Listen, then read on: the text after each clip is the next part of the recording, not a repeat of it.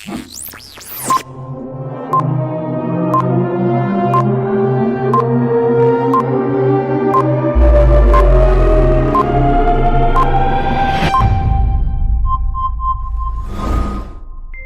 Video की validity आपकी 9 महीने की है और इसके आपको 2 व्यूज़ मिलेंगे। 2 व्यूज़ का मतलब ये है कि अगर ये क्लास आपकी लेट से मान लो 2 घंटे की है तो आप इसको 4 घंटे तक कभी भी आप देख सकते हो।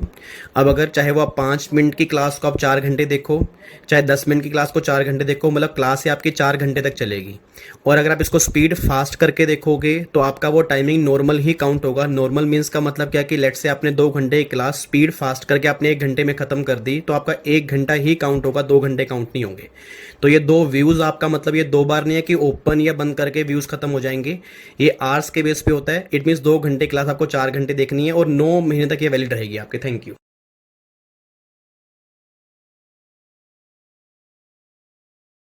Hello hello hello hello hello hello hello hello hello hello hello hello hello hello hello hello hello hello. Good morning ji, good afternoon, good evening, की हाल चाल। चलो जी, सभी का हाल चाल फिर बढ़िया ही होना चाहिए। तो फाइनली सर मैं एक बार फिर आप सभी के सामने आ चुका हूं। तो सभी को मेरी तरफ से गुड मॉर्निंग। कई सारे बच्चों का नाम मेरे पास आया था तो उनका एक बार मैं नाम ले दूं। उन्होंने कहा था सर प्लीज हमारा नाम ले देना, और जो बाकी बच्चे मुझे नाम नहीं बता रहे उन्होंने पाप लगेगा। तो good morning, good afternoon, good evening Anjali, Anushka, Arav, Ashish, Ashmita, Ashutosh, Avinash, Chand, Chetan, Deepali, Dharmendra, धीरज, ध्रुव, दीक्षा और दिशा, दुर्गेश, गुंजन, हर्षिता, काजल, काजू, कपिल, मौसम, मयंक, मीनू, अंजलि और एक यशी। ये बहुत सारे बच्चों का नाम मेरे पास आया था। उन्होंने कहा था सर प्लीज हमारा नाम लेना। चलो मैंने आप सभी का नाम ले दिया। आप खुश हो? ठीक है जी। अब आपने ध्यान रखना, अब आज की क्लास आपने बहुत अच्छे से करनी है क्योंकि आपका नाम मैंने ले दिया है। देखो पूरे इंडिया में इतने सारे बच्चे आपको सब जान चुके हैं और मैं तो कहता हूँ कि मेरे पूरे इंडिया, मैं कह रहा हूँ पूरा वर्ल्ड एक दिन आपको जाने, आप इतना अच्छा काम करो। मतलब मैं ना प्राउड फील करूँ उस मुकाम पे जिस दिन आप जाओ ना, कि मुझे ऐसा लगे कि यार मेरे बच्चे वहां पे पहुंच गए। तो जिन बच्चों को मैं पढ़ाता था ना, आज वो इतने बड़े लेवल पे ना, मुझे मजा आता है लाइफ जीने का। तो मैं तो चाहता हूं कि आपका पूरा वर्ल्ड नाम जाने, एक दिन आप ऐसा काम करो, अपने पेरेंट्स की रिस्पेक्ट करो, अपने पेरेंट्स का नाम रोशन करो। वो कब होगा? अगर आप सीएस की डिग्री जल्दी जल्दी अपने हाथ में ले लोगे। ठीक है जी। और बाकी जिन जिन बच्चों का नाम मुझे नहीं पता, प्लीज यार मुझे व्हाट्सएप कर दिया करो। मैं आपके नाम को नालायक, मुझे अच्छा लगता है कि जब मैं आपसे नाम बोलता हूं ना, तो मुझे ऐसा लगता है कि मेरे घर के मेंबर मेरे सामने बैठे हैं। मैं नाम लेके तो बुला सकता हूँ ना, वैसे मैं नॉर्मली आप बोलता हूँ, बट अगर नाम लेके बोलूंगा तो मुझे अच्छा लगेगा भाई, हाँ भाई कनेक्टिविटी बनती है। ठीक है चलो। अब बच्चा ये बात कह रहा है सर आज हम फिर चैप्टर स्टार्ट कौन सा करेंगे? वही चैप्टर आज हम स्टार्ट करेंगे। आपको पता नहीं सबसे खतरनाक चैप्टर, जो लोग कहते हैं कि सबसे खतरनाक है, बट मेरे अकॉर्डिंग वो सबसे खतरनाक नहीं है, सबसे आसान चैप्टर है। इट मीन आपने दोस्तों से आज तक कभी भी सुना होगा ना, उन्होंने एक बात बोली होगी, भैया 5 हेड में ना सबसे इंपॉर्टेंट चैप्टर पीजीपी है और वो चैप्टर हमें समझ में नहीं आता। अब देखते हैं कि तुझे समझ में आएगा नहीं आएगा, तो उन्हें पहले ही बोल देना कि भैया चैप्टर समझ में भी आएगा, सबसे आसान चैप्टर भी बनेगा, ये हमारी कमिटमेंट है। बट वो कब बनेगा? अगर आप डेली क्लास के बाद घर आधा घंटा रिवाइज करोगे। तो प्लीज आपसे मेरी रिक्वेस्ट है कि जो ट्रेवलिंग टाइम आपका बचता था क्लासेस आने जाने में, वो कम से कम आधा से पौना घंटा अपने पीजीपी की रिवीजन करनी है। और अगर आपने आधा से पौना घंटा डेली क्लास रिवाइज किया ना, मेरी इतनी घंटे की जिस दिन मेरा ये चैप्टर खत्म होगा ना, आप उस दिन खुद मुझे मैसेज भेजोगे सर जितने चैप्टर हमने इनकम टैक्स में कंप्लीट किए सबसे आसान चैप्टर हमारा ये बन गया। बट वो कब बनेगा? अगर आप डेली बेस पर रिवीजन करोगे। नहीं तो सबसे मुश्किल चैप्टर फिर सब बच्चों की तरह मुश्किल बन जाएगा। फिर मत बोलना सर चैप्टर वाकई मुश्किल है। हाँ मैं इतना बोल रहा हूं, चैप्टर लेंदी बहुत ज्यादा है, चैप्टर लेंदी बहुत ज्यादा है, प्रोविजन बहुत सारे हैं, बट इतनी मेरी गारंटी है सिंगल सिंगल प्रोविजन के लॉजिक क्या है वो क्लियर करवा दूंगा। एक एक सेक्शन आपको याद करवा दूंगा, हर सेक्शन के आने का लॉजिक क्या है वो भी हम क्लियर कर लेंगे। इनकम टैक्स और अकाउंट्स में क्या डिफरेंस होता है वो भी हम क्लियर कर लेंगे। तो ये सारी की सारी बातें मैं आपको बताऊंगा, बट आपने एक काम करना है कि डेली घर में आधा घंटा इसकी रिवीजन करनी है। ठीक है जी। अच्छा इस चैप्टर के साथ ना, इस चैप्टर के साथ हमें एक चैप्टर और भी कंप्लीट करना है। एक चैप्टर आपका आता है set of losses and carry forward loss, अगर आपको ध्यान आ रहा हो तो वो भी हमें कंप्लीट करना है, पीजीपी भी कंप्लीट करना है। ये दोनों चैप्टर हम एक साथ कंप्लीट करेंगे। अभी इस चैप्टर में कौन कौन से सेक्शन है एक बार मैं आपको दिखाता हूं। चैप्टर जो आज हमें स्टार्ट करना आपके सामने सर, यहां पर देखो स्क्रीन पे लिखा होगा profit and gain from business और प्रोफेशन। अच्छा नाम से ही पता लग रहा है, सोच के बोलना। अभी तक जो हमने चैप्टर कंप्लीट किया, एक तो हमारा वो सैलरी का कंप्लीट हो गया, एक हमारा हाउस प्रॉपर्टी कंप्लीट हो गया, पीजीपी स्टार्ट करने जा रहे हैं। इसके कंप्लीट होते ही हम फिर कैपिटल गेन अदर सोर्स करेंगे। तो ऑलमोस्ट हमारे सारे चैप्टर न्यू सिलेबस के तो ऑलमोस्ट खत्म है। उसके अलावा छोटे मोटे चैप्टर्स और भी हैं, बट वो तो एक एक दिन में दो दो चैप्टर होंगे क्योंकि बिल्कुल छोटे छोटे हैं, तो आप उसकी टेंशन मत लो। मेनली हमारे एग्जाम में 5 हेड होते हैं न्यू सिलेबस के अंदर, बट मैं अगर ओल्ड सिलेबस की बात करूंगा उनके अंदर मिसलीनियस चैप्टर काफी सारे हैं, उनके पास ऑटोमेटिकली क्लास आ जाएंगी ऑनलाइन के पास, मतलब जो उनके पास ऑनलाइन लिंक है उसके अंदर आ जाएंगे, आप उसकी टेंशन मत लेना। तो सारी क्लासेस आपके पास आएंगी, बट पहले हमारा पूरा ध्यान जो है वो पीजीपी के ऊपर होगा। प्रॉब्लम क्या है, बच्चे को चैप्टर समझ में क्यों नहीं आता? क्योंकि बच्चा अपने माइंड में सोच चीजें लेके चलता है सर। सोच रही क्या लेके चलेगा कि अभी मेरा ये चैप्टर बटा है, और ये पढ़ते हुए टेक्स्ट के बारे में सोचेगा, लो के बारे में। तो ये सारी की सारी बातें आपने नहीं करनी। इट मींस जब मैं 2 घंटे क्लास ले रहा हूं तो 2 घंटे आपने उसकी बातों को सुनना है, समझना है, और वो सारी बातें उसी ढंग से कंप्लीट करने की कोशिश करने, जैसे मैं आपको बताऊंगा। ठीक है जी।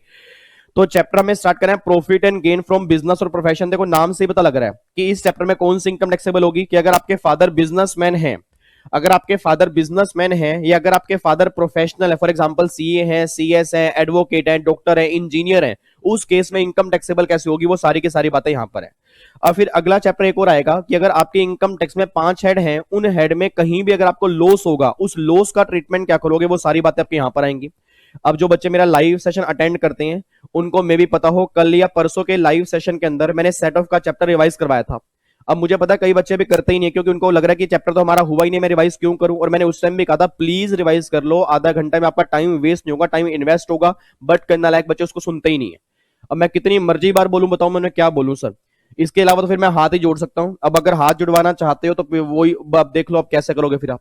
बट मैं आपसे प्लीज कह रहा हूं कि यार डेली बेस पे रिवीजन कर लेना। और अब जो मेरे आने वाले सेशन होंगे ट्यूसडे से, वो सारे के सारे क्वेश्चन आंसर के होंगे, प्लीज आपने वो तो जरूर अटेंड करने हैं, आपने उसका आंसर भी देना है। तो प्लीज प्लीज प्लीज आपने वो जरूर अटेंड करना है, क्योंकि उसके अंदर सारे क्वेश्चन आंसर होंगे, आपकी प्रैक्टिस होगी, आपका कॉन्फिडेंस बिल्डअप होगा। ठीक है जी। चलो, अब बच्चा ये बात कह रहा है सर अब हो सके तो हमारा टाइम वेस्ट ज्यादा मत करो, क्योंकि हम बहुत बिजी शेड्यूल निकाल के आए हैं, तो प्लीज आप हमें अब यहाँ पे चैप्टर स्टार्ट कर दो। ओके जी, इधर देखो ध्यान से। अब अगर मैं चैप्टर की बात करता हूं ना सर, इस चैप्टर को स्टार्ट करने से पहले एक बात मुझे बताओ, इनकम टैक्स में आपके टोटल कितने हेड होते हैं? 5 हेड होते हैं। मैंने पहले भी कहा था, salary, house property, PGBP, capital gain, other source. Salary का चैप्टर स्टार्ट कहां से करते थे? 15 से लेके 17 तक। हाउस प्रॉपर्टी हम स्टार्ट कहां से करते हैं? 22 से लेके 27 तक। पीजीपी स्टार्ट कहां से करते हैं? 28 से लेके 44 डीबी तक। कैपिटल गेन 45 से लेके 55 कैपिटल ए तक। और अदर सोर्स होगा 56 से लेके 59 तक। आपके जितने भी सेक्शंस है ना, वो सारे के सारे किसके हैं? अदर सोर्स के हैं। अब यहां पे जो हम चैप्टर स्टार्ट करने जा रहे हैं 28 से लेकर 44 डीबी तक, आपके जितने प्रोविजंस हैं वो हमारे सारे इस चैप्टर के हैं। अब मैंने क्या बोला, ये चैप्टर लेंदी है, मुश्किल नहीं है। ये चैप्टर लेंदी है, मुश्किल नहीं है, सेक्शन बहुत सारे हैं बट मुश्किल नहीं है, बस ये बात ध्यान देना। ठीक है जी। आपको मैं दिखाता हूं, दिखाऊं एक बार सेक्शन कितने हैं। डरोगे तो नहीं? बच्चा हंस रहा है, बच्चा कह रहे हैं भगवान सेक्शन कितने, पहले तो ये बताओ। इधर देखो ध्यान से, ये आपके यहां से सेक्शन स्टार्ट है, और ये सारे के सारे, ये जितने भी सेक्शंस आपको दिए हैं ये सारे के सारे पीजीपी के हैं, ये सारे पीजीपी के हैं। ओ माय गॉड सर, एक बार दोबारा दिखाना, एक बार दोबारा दिखाना, बड़ा मजा आया हमें देखने में। देखो ये सारे सेक्शन पीजीपी के हैं, ये सारे पीजीपी के हैं। अब आप मुझे खुद बताओ, चैप्टर मुश्किल है, चैप्टर मुश्किल है या लेंदी है? लेंदी है। बच्चा कह रहा हमें क्या पता, मुश्किल है, इन्हें करने के बाद पता लगेगा। मैं आपको बता रहा हूं, मेरी बात पे तो विश्वास कर लो। प्रोविजन ज्यादा है, सेक्शन ज्यादा है सर, मुश्किल बिल्कुल भी नहीं है। जिस दिन चैप्टर खत्म होगा, ये आप ही मुझे मैसेज करोगे सबसे आसान चैप्टर हमारा पीजीपी का बना दिया आपने। ठीक है जी। बट वो कब हो पाएगा? अगर आपने डेली बेस पे आधा घंटा आपने रिवीजन करनी है। ठीक है जी। आप देख रहे हो यूट्यूब पे इतने सारे बच्चे हैं, वो कह रहे हैं सर पीजीपी रिवाइज करा दो, और जबकि मैंने बोला 19 घंटे के अंदर पीजीपी मैंने रिवाइज करवाया है। बट प्रॉब्लम क्या है सर, ये चैप्टर बहुत मुश्किल बन जाता है, बट एक्चुअली मुश्किल नहीं है, एक्चुअल के अंदर मुश्किल नहीं है। और मैं पूरी कोशिश करूंगा इसकी पहली क्लास या आज की क्लास जो है कम से कम वो यूट्यूब पे डाल दो, ताकि उन बच्चों को ना बेस क्लियर हो जाए ये चैप्टर है क्या, ताकि वो अगले आने वाले सेशन जो है वो 19 घंटे की रिवीजन क्लास में देख लेंगे तो भी उनका हो जाएगा। ऑब्वियस बात है, पूरे इतने 8 10 12 लेक्चर तो डाल नहीं पाऊंगा ना, ठीक है ना। तो बट हाँ, पहली क्लास डाल दूंगा ताकि उनका बेस क्लियर हो जाए, ताकि हर बच्चे को लगे भाई पीजीपी का बेस क्या है। क्योंकि अगर एक बार बेस क्लियर हो गया ना, तो मुझे उम्मीद है कि वो फिर 19 घंटे की रिवीजन क्लास में बच्चा कर सकता है। बट आपके पास तो डेली बेस पे क्लास आएगी, आप उसकी टेंशन मत लो, मैं चमका के भेजूंगा आपको कि आप याद करोगे कि हमने एक चैप्टर पीजीपी किया था, सबसे आसान चैप्टर आपने बनाया था। ठीक है जी। अब बच्चा कह रहा है सर क्या ये सेक्शन हमें उतारने हैं? ये सारे सेक्शन आपने उतारने हैं। अब अगर आपको ध्यान आ रहा हो, ये सेक्शन में ना मैंने देखो ये रेड रेड कलर के यहाँ पे टिक मार्क किए हुए हैं, ये सारे के सारे आपके मोस्ट इंपोर्टेंट सेक्शन है। मतलब इस चैप्टर में जितने भी आपके मोस्ट इंपोर्टेंट सेक्शन है वो सारे मैंने रेड से हाईलाइट किए हैं। बाकी सेक्शन भी हमें क्लास में करने हैं और बाकी सेक्शन भी इंपोर्टेंट हैं, बट ये वाले सारे मोस्ट इंपोर्टेंट है, बस ये बात ध्यान देना। ठीक है नी। तो आओ एक बार पहले ऐसा करो, चैप्टर की हेडिंग डालो फटाफट से, चैप्टर की हेडिंग डालो, बिल्कुल फ्रेश पेज पे डालना जी, जहां पे हाउस प्रॉपर्टी खत्म हुआ है, चाहे वो आधे पेज पे खत्म हुआ है, उसके आधे पेज में मत डालना, बिल्कुल फ्रेश पेज पे हेडिंग डालो, बिल्कुल फ्रेश पेज पे, profit and gain from business and profession, profit and gain from business and profession, section 28 से लेकर 44 डीबी और 70 से लेकर 79 तक के जितने प्रोविजंस हैं, जितने भी प्रोविजंस हैं वो किसके हैं, set of losses and carry forward and set of losses. ठीक है जी, ये दोनों टॉपिक हम एक साथ कंप्लीट करने हैं जी। अब यहां पे मैंने दो टर्म्स लिखी हैं और इन दोनों टर्म्स को ब्लॉक के अंदर बंद कर लेना, एक तो मैंने लिखी है बिजनेस और एक मैंने लिखी है प्रोफेशन।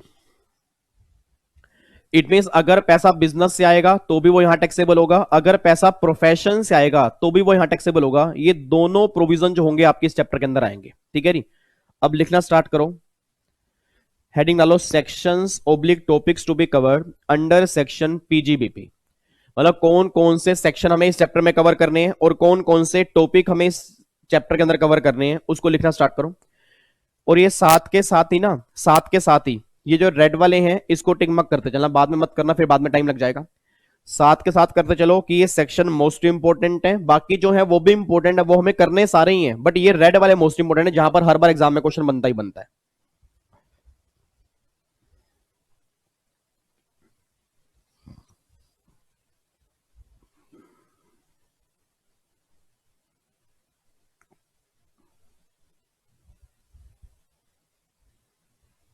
कर दूं ऊपर,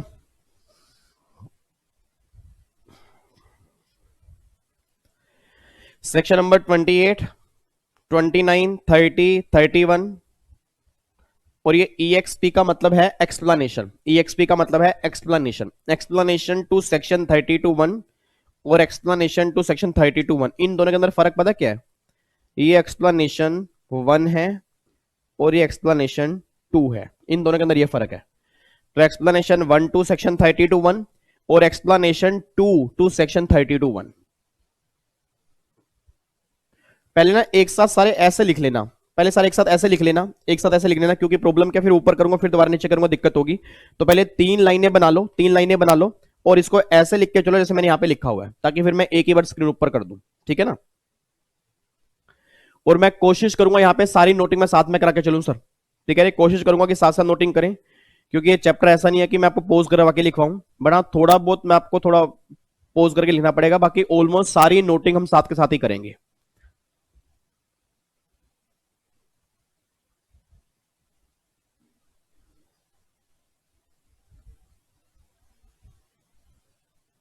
थोड़ा थोड़ा ऊपर कर रहा हूं जी।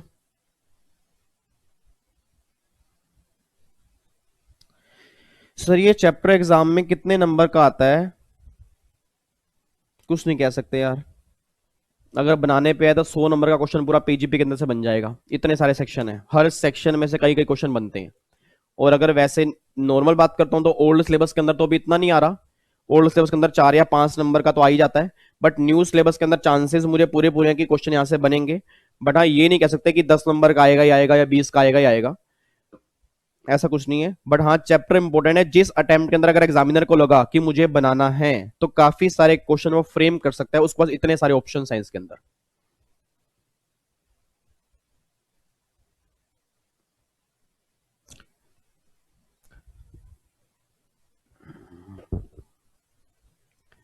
कर रहा हूं जी ऊपर, और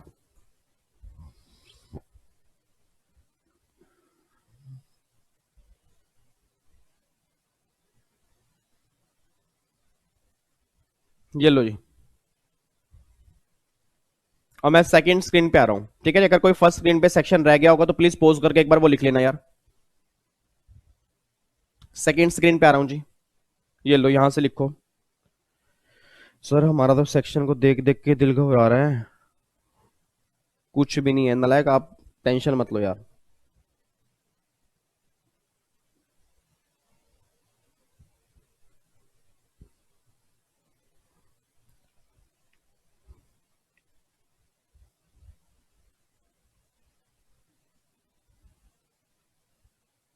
कर दूं ऊपर थोड़ा,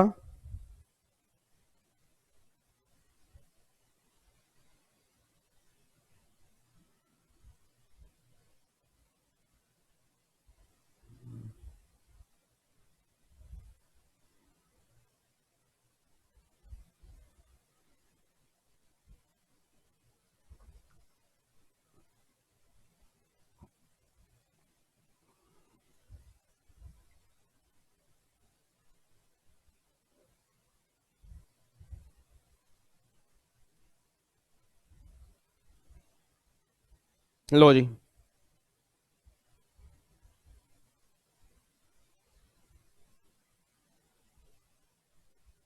ये लो जी, ये सारे सेक्शन आपके पीजीपी के अंदर जी, ये सारे के सारे प्रोविजन आपके पीजीपी के अंदर हैं। ठीक है जी। अब आज हमें ना पीजीपी के सेक्शन कम स्टार्ट करने हैं। एक बार हमें ना बेस क्लियर करना है कि इस चैप्टर के अंदर है क्या, वो सारी बातें मैं क्लियर करवा दूंगा, ताकि आपको ना जब चैप्टर हम आगे रह के सेक्शंस करें तो समझ में आए कि सेक्शन के अंदर लिखा क्या होगा। ठीक है जी, नोटिंग कर ली सारी। चलो इधर देखो ध्यान से, तो मैं स्टार्ट करवाने जा रहा हूं। अच्छा इधर सुना ध्यान से। अब आपने अगर यहां पर देखा हो, आपने अगर यहां पर देखा हो, अब प्लीज बातचीत नहीं यार, अब प्लीज बिल्कुल बातचीत नहीं, कोई किसी को व्हाट्सएप नहीं करेगा, मोबाइल नीचे रख दो। अगले आने वाले 1 से 1.5 घंटे आपके हाथ में मोबाइल नहीं होगा, सिर्फ यहां पे आप देखोगे और मेरी बातों को सुनोगे। ठीक है जी, कमिटमेंट है पक्का पक्का। चलो जी, इधर सुना, मैं ध्यान से कहना क्या चाह रहा हूं। अब एक बात में सोच के बताना यार। अब यहां पे अगर आपने देखा हो इस चैप्टर में ना, इस चैप्टर में देखो प्रोविजन हमारे कितने सारे हैं, ये सारे के सारे हमारे प्रोविजन है, ये सारे हमारे प्रोविजन हैं। और जब भी बच्चा ये बात बोलता है ना कि ये चैप्टर मुश्किल है, अब बच्चों का चैप्टर मुश्किल क्यों लगता है? क्योंकि इस चैप्टर को ना पढ़ने का एक तरीका है, और अगर आपने उस तरीके से वो चैप्टर नहीं पढ़ा ना तो चैप्टर मुश्किल हो जाएगा। अब वो पढ़ने का तरीका क्या है? इतने सारे प्रोविजंस को ना, इतने सारे प्रोविजंस को मैंने कुछ पार्ट्स में डिवाइड किए है, और अगर उस वे से आप चैप्टर पढ़ोगे तो चैप्टर बिल्कुल आसान हो जाएगा। मैं दोबारा बोल रहा हूं, प्रोविजन बहुत सारे हैं। अगर आप सेक्शंस की लेंथ पे जाओगे, सेक्शन की वैरायटीज पे जाओगे, आपको लगेगा चैप्टर बहुत बड़ा है, बहुत मुश्किल। ऐसा नहीं है सर, इस चैप्टर को पढ़ने का तरीका है, और अगर उस वे से चैप्टर पढ़ोगे ना फिर चैप्टर आसान हो जाएगा। अब इधर सुना ध्यान से। अब अगर मैं इस चैप्टर की बात करता हूं ना, अब यहां पर देखना, इस चैप्टर को ना पढ़ने का फ्लो क्या है, बिल्कुल नोटिंग मत करना सर, अब नोटिंग मत करना। इस चैप्टर को पढ़ने का फ्लो क्या है, वो फ्लो मैं आपको बताने जा रहा हूं, और अगर आप इस वे से चैप्टर पढ़ोगे, हम क्लास में जो भी हम सेक्शन करेंगे इस वे से पढ़ेंगे ना, तो चैप्टर हमारा आसान बन जाएगा। अब एक बार चेक करना, देखो मैंने यहां पर क्या लिखा है सर, जो भी हमारे पीजीपी के अंदर प्रोविजंस है ना, उन चैप्टर्स को मैंने पार्ट्स में डिवाइड कर दिया। अब सबसे पहला सेक्शन जो हमारे सामने आएगा, that is section number 28। Section number 28 किसका होगा? चार्जिंग सेक्शन होगा। और चार्जिंग सेक्शन ये बताएगा कि कौन कौन सी इनकम पीजीपी के अंदर टैक्सेबल होगी। इट मीन सेक्शन 28 ये बात बोलेगा कि ऐसी कौन कौन सी इनकम होगी जो इस चैप्टर में हमें टैक्सेबल करनी होगी, वो सारी की सारी बातें 28 के अंदर पढ़ने को मिलेंगी। अब एक बच्चा ये सामने बैठा है, बच्चा ये बात कहता है, सर मैंने कहा हाँ सर, हमें एक बात समझ में नहीं आ रही कि जब पीजीपी का चैप्टर हम कर रहे हैं तो साफ साफ तो क्लियर है कि भैया बिजनेस से आने वाला पैसा वो यहां टैक्सेबल होगा, प्रोफेशन से आने वाला पैसा वो यहां टैक्सेबल होगा। फिर 28 में ये गवर्नमेंट क्या बताएगी भाई कौन कौन सी इनकम टैक्सेबल है, वो तो हमें पता ही है। तो आपकी जानकारी के लिए इतना बता दूं कि सेक्शन 28 में टोटल मिला के 11 से 12 पॉइंट है, और इसमें एक पॉइंट जो है ना, पहला पॉइंट जो है, सिर्फ पहले पॉइंट में क्या लिखा है कि बिजनेस प्रोफेशन से आने वाला पैसा वो टैक्सेबल होगा इस चैप्टर में। उसके अलावा और भी बहुत सारी इनकम है जो आपकी इस चैप्टर में आती है। अब वो कौन कौन सी इनकम होंगी, वो इस चैप्टर में क्यों टैक्सेबल होंगी, उसकी लिस्ट कौन कौन सी होगी, वो सारी की सारी बातें 28 में है। अब सोच के बोलना, जिस बच्चे के माइंड में चल ही यही रहा है कि चैप्टर में बिजनेस की इनकम टैक्सेबल है, प्रोफेशन की इनकम टैक्सेबल है, तो भैया सेक्शन 28 में काफी लंबी चौड़ी लिस्ट है जो इनकम आपकी यहां पे टैक्सेबल होती है। आपको मैं दिखाता भी हूं, एक बार यहां पे चेक करना सर, इधर देखो ध्यान से। अभी आपका चैप्टर नंबर देखो, मैंने 6 यहां पे लिखा हुआ है। अब देखो चैप्टर नंबर 6 की हेडिंग क्या है, हमारा पीजीपी का चैप्टर है। अब ये हमारा सेक्शन नंबर 28 है, तो देखो 1 से लेके 1 2 3 4 5 6 7 8 9 10 और यहां पे 11 12, ये सारी की सारी इनकम पीजीपी के अंदर टैक्सेबल है। और इसके पहले पॉइंट में क्या लिखा है, पहले पॉइंट में क्या लिखा है कि भैया अगर प्रॉफिट गेन कमाओगे बिजनेस से, प्रोफेशन से, तो वो यहां टैक्सेबल होगा। ये तो पहले पॉइंट के अंदर लिखा है। अब इसके अलावा और भी तो बहुत सारी इनकम है जो यहां पे टैक्सेबल है। तो भैया कौन कौन सी इनकम है, उसकी इनकम की लिस्ट कौन कौन सी है, वो सारी की सारी बातें 28 में दी हुई है। तो पहली बात तो अपने मन में ये ध्यान दो कि सबसे पहला जो मैं सेक्शन पढ़ना होगा दैट इज सेक्शन नंबर 28, और वो 28 ही आपको बताएगा, 28 ही आपको बताएगा कि कौन कौन सी इनकम टैक्सेबल होंगी, वो सारी की सारी बातें 28 के अंदर आती है। ठीक है जी, तो 28 में काफी लंबी चौड़ी लिस्ट है, उस लिस्ट में जो भी इनकम दी होंगी वो सारी इनकम हमें यहां पे टैक्सेबल करनी है, बस ये बात ध्यान देना। ठीक है जी। अच्छा अब सुना ध्यान से, अब 28 पढ़ने के बाद ना, अब 28 पढ़ने के बाद अगला सेक्शन मेरा फिर आएगा 29। उस 29 में क्या लिखा होगा, how to compute PGBP income. अब सेक्शन 29 ये बात बोलता है कि जो भी इनकम आपकी 28 में टैक्सेबल होंगी, जो भी इनकम 28 में टैक्सेबल होंगी ना, उस इनकम को कैलकुलेट कैसे किया जाएगा, वो सारी की सारी बातें 29 में है। तो 29 ये बात कहता है कि जो भी इनकम टैक्सेबल होगी उस इनकम की कंप्यूटेशन कैसे होगी, वो सारी की सारी बातें 29 में है। अब बच्चा ये बात कह रहा है सर, मैंने कहा हाँ सर, हमें एक बात समझ में नहीं आ रही। सर मेरे पापा साथ बैठे और मेरे पापा, देखो आप सब जानते हो लॉकडाउन है, तो पापा ने बोला भाई विवेक सर के ना मैं लेक्चर साथ में सारे सारे सुनूंगा, क्योंकि अब मेरे ऑब्वियस ही बात है भाई, अब तो मैं बिजनेस तो कर मतलब दुकान पे तो जा नहीं रहा। तो ऐसा करते हैं भाई, विवेक सर ने बोला जो अगले आने वाले 8-10 लेक्चर हैं वो बिजनेस के हैं, तो मेरा बिजनेस तो है, तो क्यों ना मैं खुद ही समझ लूं भैया पीजीपी का चैप्टर है क्या।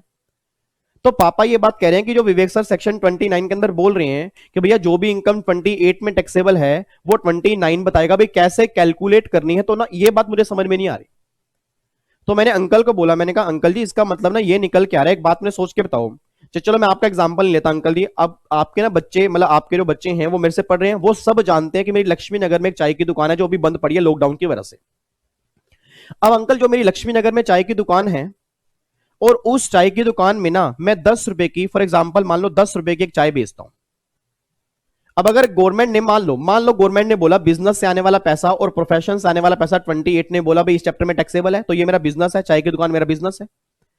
अब अगर एक चाय मैंने 10 रुपए की बेची, अब उस चाय को बनाने में क्या क्या लगा होगा, फॉर एग्जाम्पल दूध लगा होगा, अदरक लगी होगी, इलायची लगी होगी, उसके बाद दूध, चीनी मतलब चीनी पत्ती सब कुछ लगा होगा। उसके बाद ये सारी कॉस्ट जो मेरी निकल कर आई होगी ना, ये कॉस्ट मेरी आ रही है 7 रुपए, मान लेते हैं। अब अंकल 10 रुपए की चाय मैंने बेची, 7 रुपए मेरी कॉस्ट है। अब सेक्शन 28 ने तो ये बता दिया कि बिजनेस से आने वाला पैसा यहां टैक्सेबल है, और बिजनेस मेरा चाय का है, तो अगर ये चाय का बिजनेस मेरा इस चैप्टर में टैक्सेबल है, तो भैया इस चाय की इनकम को कैलकुलेट कैसे किया जाएगा, वो सारी बातें 29 में है। अब सोच के बोलना, अगर मैंने चाय 10 रुपए की बेची, अंकल सोच के बोलना, मेरा आपसे भी क्वेश्चन है, बुरा मत मानना। अंकल सोच के बोलना, अगर मैंने चाय 10 रुपए की बेची है तो क्या मेरे हाथ में इनकम 10 रुपए टैक्सेबल होनी चाहिए? नहीं बेटा, 7 रुपए तेरा खर्चा भी तो है, बस अंकल यही कहना चाहता हूं। अंकल आपका भी बिजनेस है, जैसे अभी आप एग्जांपल लेते हैं, अंकल ने बोला बिल्कुल मेरा बिजनेस है बेटे, मेरे किराने की दुकान है। अब अंकल आपके अगर किराने की दुकान है, जितने का आप सामान बेचते हो आपका सेल प्राइस में काफी सारे खर्चे भी तो होते हैं, तो कौन कौन से खर्चे माइनस करने हैं, कौन से खर्चे माइनस ही नहीं करने, वो सारी की सारी बातें 29 आपको बताएगा। तो 29 ये बात कहता है, 29 ये बात कहता है इंडिया में रहने वाला हर बिजनेसमैन हमारी बात कान खोल के सुन ले, कि जब भी वो अपनी बिजनेस की इनकम निकालेगा ना, जब भी वो बिजनेस की इनकम निकालेगा, अगर वो बिजनेस की इनकम 28 ने बोला इस चैप्टर में टैक्सेबल है, तो उस इनकम को कैलकुलेट कैसे किया जाएगा, वो सारी बातें 29 में तुम्हें देखनी पड़ेंगी। अब बच्चा ये बात बोलता है सर हमें ना एक बात समझ में नहीं आ रही, कि हमें यह समझ में नहीं आ रहा भाई, आपने बोला भाई 10 रुपए की चाय बेची है और 7 रुपए कॉस्ट है, तो भैया साफ साफ नजर तो आ रहा है भाई 3 रुपए का प्रॉफिट है, तो इसके लिए 29 क्यों बताया सर, इसके लिए 29 बनाया क्यों? यही बच्चों को नहीं पता होता कि 29 बनाया क्यों है। आपको मैं आगे जाकर बताऊंगा सर, अभी टाइम नहीं है, नेक्स्ट क्लास में बताऊंगा, क्योंकि अभी हम सिर्फ एक बार फ्लो पढ़ लें, उसके बाद फिर हम करेंगे डिटेल में, करेंगे काफी सारी बातें हमें बहुत डिटेल में करनी है सर। अभी मैं आपको थोड़ा सा ओवर दे दूं जो बच्चे का डाउट आया उसके डाउट के कारण। अब मैं आगे जाकर आपको बताऊंगा सर इनकम टैक्स और अकाउंट्स में ना 36 का आंकड़ा होता है। अच्छा एक बात मैंने सोच के बोला, आप सबने अकाउंट्स किया होगा, आप सबने 11वीं 12वीं बीकॉम के अंदर अकाउंट्स किया होगा, सीए फाउंडेशन में भी किया होगा, और मैंने कहा सीएस एग्जीक्यूटिव के मॉड्यूल 2 के अंदर भी अकाउंट्स है, आप सब अकाउंट्स कर रहे हो। अब अकाउंट्स में ना जब आपके टीचर ने आपको पढ़ाया होगा तो उसने बोला होगा भी आपके ना 3 रूल होते हैं, real account, personal account, nominal account. अब रियल पर्सन नॉमिनल के अंदर क्या लिखा होता है, debit the receiver, credit the giver, debit what comes in, credit what goes out, और नॉमिनल अकाउंट बोलता है debit all the expenditure and losses, credit all the income and gains. अब नॉमिनल अकाउंट ये बात कहता है भाई इनकम टैक्स में, ध्यान सुना, इनकम टैक्स को छोड़ दो, इनकम टैक्स को छोड़ दो, अगर कोई भी असेसी अपने अकाउंट्स में पी&एल अकाउंट बनाएगा ना, तो वो सारे खर्चे डेबिट कर देगा और सारी इनकम क्रेडिट कर देगा। अब अकाउंट्स वाले कह रहे हैं भाई सारे खर्चे डेबिट कर दो, सारी इनकम क्रेडिट कर दो। इनकम टैक्स वाले कह रहे हैं भाई अकाउंट्स वाले पागल है। इनकम टैक्स वाले कह रहे हैं भैया अकाउंट्स वाले ऐसे काम करते हैं, हमारे यहां पर ऐसा काम नहीं होता। इनकम टैक्स वाले कह रहे हैं विवेक या अंकल जी कि जो भी इंडिया में बिजनेसमैन होगा ना, जो भी बिजनेसमैन होगा, वो बिजनेस के जब भी प्रॉफिट निकालेगा वो खर्चे कौन से डेबिट करेगा, वो बातें हम तुम्हें बताएंगे। जो अकाउंट्स में डेबिट किए होंगे ना वो यहां नहीं चलेंगे। बच्चा ये बात कह रहा है सर मतलब जो हमने खर्चे अकाउंट्स में डेबिट किए अगर वो खर्चे यहां पे नहीं चलेंगे तो क्या फिर 2 पी&एल अकाउंट बनेंगे? यस, 2 पी&एल अकाउंट बनेंगे। आपके फादर का अगर बिजनेस है, आपके फादर की अगर कंपनी है, अगर पापा साथ बैठे उनसे पूछ लेना, आपके फादर का जो भी सीए और सीएस अकाउंट्स मेंटेन करता होगा ना, वो 2 पी&एल अकाउंट क्रिएट करता होगा। और याद करो यार, मैंने आपको बताया भी था आपका इनकम टैक्स में एक चैप्टर आएगा मैट का, और इसकी मैंने रिवीजन भी करवाई थी अभी आपको ये लाइव सेशन के अंदर। उसके अंदर मैंने कहा भी था मैट का मतलब क्या होता है कि कम से कम इतना टैक्स देना पड़ेगा। तो यार भैया हर कंपनी और हर बिजनेसमैन दो पेनल अकाउंट बनाता है, एक तो इनकम टैक्स के अकॉर्डिंग और एक कंपनी एक्ट के अकॉर्डिंग। तो जो आप अकाउंट्स के अंदर प्रिपेयर करते हो दैट इज कंपनीज एक्ट के अकॉर्डिंग, और इनकम टैक्स में प्रिपेयर करोगे एज पर इनकम टैक्स। तो बहुत सारे खर्चे ऐसे होंगे जो अकाउंट्स वाले बोलते हैं डेबिट कर दो, बहुत सारे खर्चे ऐसे होंगे जो अकाउंट्स वाले बोलते हैं डेबिट कर दो, और बहुत सारे खर्चे ऐसे होंगे जो इनकम टैक्स वाले बोलेंगे अकाउंट्स वालों में डेबिट कर देना, इनकम टैक्स में डेबिट नहीं होंगे। अब भैया साहब उन्होंने खर्चे डेबिट कर दिए, हमारे इनकम टैक्स में डेबिट नहीं होंगे, तो हमारा प्रॉफिट चेंज होगा ना। सर एक बात मैंने सोच के बोला, जो प्रॉफिट आपने अकाउंट्स में निकाला, जो प्रॉफिट आपने कंपनीज एक्ट में निकाला, उन्होंने तो खर्चे डेबिट कर दिए। इनकम टैक्स वाले कह रहे हैं भैया क्या चल रहा है, ये खर्चे हमारे इनकम टैक्स में डेबिट नहीं होंगे। और अगर वो खर्चे हमारे इनकम टैक्स में डेबिट नहीं होंगे तो क्या अकाउंट्स के प्रॉफिट और इनकम टैक्स के प्रॉफिट सेम आएंगे, अलग अलग आएंगे? अलग अलग आएंगे। इसलिए 29 पिक्चर में आया, ये बताने के लिए कि भैया जो भी इनकम तुम्हारी यहां टैक्सेबल है वो कैलकुलेट करनी कैसे है। सर आप खुद समझदार हो, आपका माइंड इतना इतना तो ग्रो हो चुका है, इतने सारे लेक्चर लगाने के बाद इतना तो मेरे ख्याल से माइंड का लेवल हो चुका है कि अगर मान लो दोनों की ही सेम कैलकुलेशन होती, दोनों की ही सेम कैलकुलेशन होती, फिर तो वही प्रॉफिट बिजनेस की इनकम बन जाती, फिर तो बात ही खत्म हो जाता। फिर गवर्नमेंट चैप्टर बना क्यों रही है? तो पहली बात तो ये क्लियर करके चलो सर, अपने माइंड में ये बात लेके चलो, अकाउंट्स और इनकम टैक्स में 36 का आंकड़ा है। अगले आने वाले मेरे सारे लेक्चर इसी पे डिवोटेड होंगे। मैं बार बार याद कराऊंगा कि याद करो क्लास नंबर 1 के अंदर मैंने कहा था कि अकाउंट्स वाले ऐसे करते हैं, इनकम टैक्स वाले वो काम नहीं करेंगे, इसलिए ये खर्चा में दोबारा से एड बैक करना पड़ रहा है। तो यहां पे ना इस चैप्टर में ना काफी सारी टर्म्स आएंगी जो बच्चों को समझने के अंदर मुश्किल होती हैं। अलाउड हो गया, डिस अलाउड हो गया, ये अलाउड हो गया, डिस अलाउड, ये होता क्या, ये सारी बातें 1 बाय 1 समझेंगे। तो अभी तो मैं आपको बता रहा हूं कि ये चैप्टर पढ़ने का तरीका क्या होता है, क्योंकि चैप्टर को पढ़ने का अगर तरीका ही नहीं पता ना, सबसे मुश्किल चैप्टर बन जाता है सर, अगर पढ़ता तरीका ही नहीं पता। तो सबसे पहले ये बताओ चैप्टर पढ़ना कैसे है। तो भैया पहले तो हम पढ़ेंगे 28, उसके बाद फिर 29 ने क्या बोला कि जो भी इनकम 28 ने बोला टैक्सेबल है, उस इनकम को निकालने का तरीका क्या होगा, वो सारी बातें 29 में है। और एक बात मैंने और सोच के बताना यार, चलो मैं 2 मिनट आपके ले ही लूं अब, अगर मैं आपको 2 मिनट अब ले लूं, प्लीज ध्यान सुना मैं कहना क्या चाहता हूं। एक बात मैंने और सोच के बताओ, जैसे मान लो अकाउंट्स आप सबने पढ़ा होगा। अब अकाउंट्स में जब भी आपने, सोच के बोलना, जब भी आपने खर्चा यहां पर डेबिट किया होगा ना, जब भी आपने खर्चा डेबिट किया होगा तो याद करो आपने यहां पे ना पेबल खर्चे भी कई बार डेबिट किए होंगे और कई बार पेड खर्चे भी आपने डेबिट किए होंगे। अकाउंट्स में जब भी आपने डेबिट किया होगा तो कई बार आपने एक्चुअल लॉस भी डेबिट किया होगा और कई बार प्रोविजनल लॉस भी डेबिट किया होगा। प्रोविजनल लॉस का मतलब क्या होता है? प्रोविजंस। अब बच्चा कह रहा है यार प्रोविजन हमने डेबिट कब किया है, अकाउंट्स में हम प्रोविजन तो डेबिट करते नहीं। हा नालायक, प्रोविजन कभी डेबिट नहीं करते सर अकाउंट्स में। क्या भाई कभी आपने प्रोविजन फॉर डाउटफुल डेब्ट्स नहीं किया ना? प्रोविजन फॉर डाउटफुल डेब्ट्स क्या है कि मेरा पैसा डूब सकता है, उसके लिए आपने प्रोविजन बना दिया। अब अकाउंट्स में आप प्रोविजन भी डेबिट करते हो, एक्चुअल लॉस भी डेबिट करते हो, पेबल भी डेबिट करते हो, पेड भी डेबिट करते हो। इनकम टैक्स वाले कह रहे हैं ये अकाउंट्स वाले ही करते होंगे, इनकम टैक्स वाले कह रहे हैं ये अकाउंट्स वाले ही करते होंगे, हमारे यहां पर तो ऐसे मत आ जाइयो। इनकम टैक्स ने साफ साफ बोल दिया कि हमारे पीएनएल में नॉर्मली वही खर्चे डेबिट होंगे जो तू एक्चुअली पे कर चुका है, और वही लॉस तू डेबिट करियो जो तेरे एक्चुअल है। हमारे इनकम टैक्स में प्रोविजन कभी डेबिट नहीं होगा, क्योंकि भाई साहब अगर हम इनकम टैक्स में प्रोविजन डेबिट करने लग गए फिर तो हर जगह प्रोविजन बना देगा। तो भैया इसका मतलब क्या है? मुझे लॉस हो सकता है, मुझे लॉस होने की आशंका है। तो गवर्नमेंट ने बोला भाई आशंका है ना, लॉस हो सकता है ना, जब लॉस होगा तो बात करियो, बिना उसके बात मत करियो। तो सिंपल सी बात भैया ये निकल के आ रही है, सिंपल सा कंक्लूजन ये निकल के आ रहा है कि भैया एक्चुअल लॉस इट मींस जब एक चीज हो जाएगी, फॉर एग्जांपल बैड डेट्स, मेरा पैसा डूब गया, अब डेबिट करूंगा इनकम टैक्स ने। प्रोविजन कभी डेबिट नहीं होते, बस ये बात ध्यान देना। तो ये सारी बातें पता मैं क्यों बता रहा हूं, क्योंकि आपके फादर साहब ने मुझसे क्वेश्चन रेज कर दिया था कि बेटे 29 का मतलब क्या है, ये 29 क्यों आया। उनके क्वेश्चन को रिप्लाई करने के लिए मुझे बताना पड़ा कि अंकल जी 29 आने का ना रीजन ये है क्योंकि जब भी हम बिजनेस कैरी करते हैं तो बिजनेस में काफी सारे खर्चे होते हैं। अब अंकल एक बात मैंने सोच के बताओ, अब लॉकडाउन के अंदर मैं भी घर बैठा हूं, आप भी घर बैठे हो, अब सोच के बोला कई बार हम सब्जी ऑनलाइन मंगाते हैं, कई बार हम काफी सारा सामान ऑनलाइन मंगाते हैं। अब जो भी डेली बेस पे हमारे खर्चे हो रहे हैं तो क्या वो खर्चे, सोच के बोलना, क्या वो खर्चे पीएनएल में डेबिट होने चाहिए? नहीं ना। तो खर्चा तो मेरा है, खर्चा तो मेरा है, तो भाई कौन से खर्चे मेरे पीएनएल में डेबिट करने कौन बताएगा? ये सारी बातें 29 बताएगा अंकल।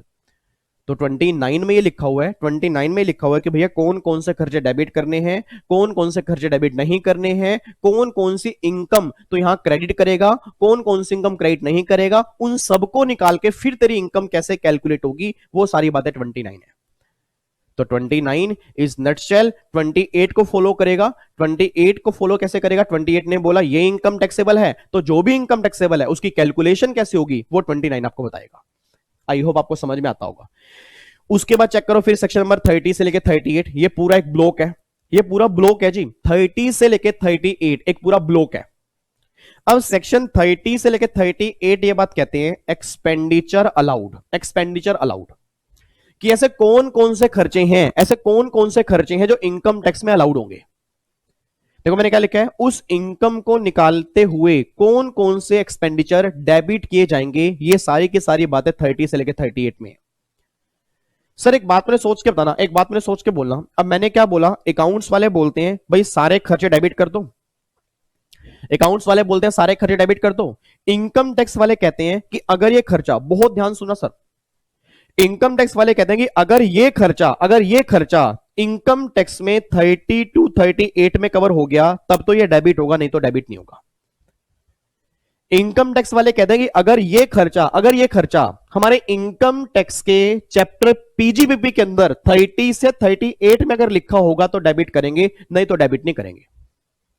अब बच्चा ये बात कहता है सर अब ये 30 से लेकर 38 में कौन से खर्चे लिखे होंगे जो हमें डेबिट करने होंगे, वही तो हमें देखना है। मैं आपको बता रहा हूं चैप्टर को पढ़ने का फ्लो क्या है।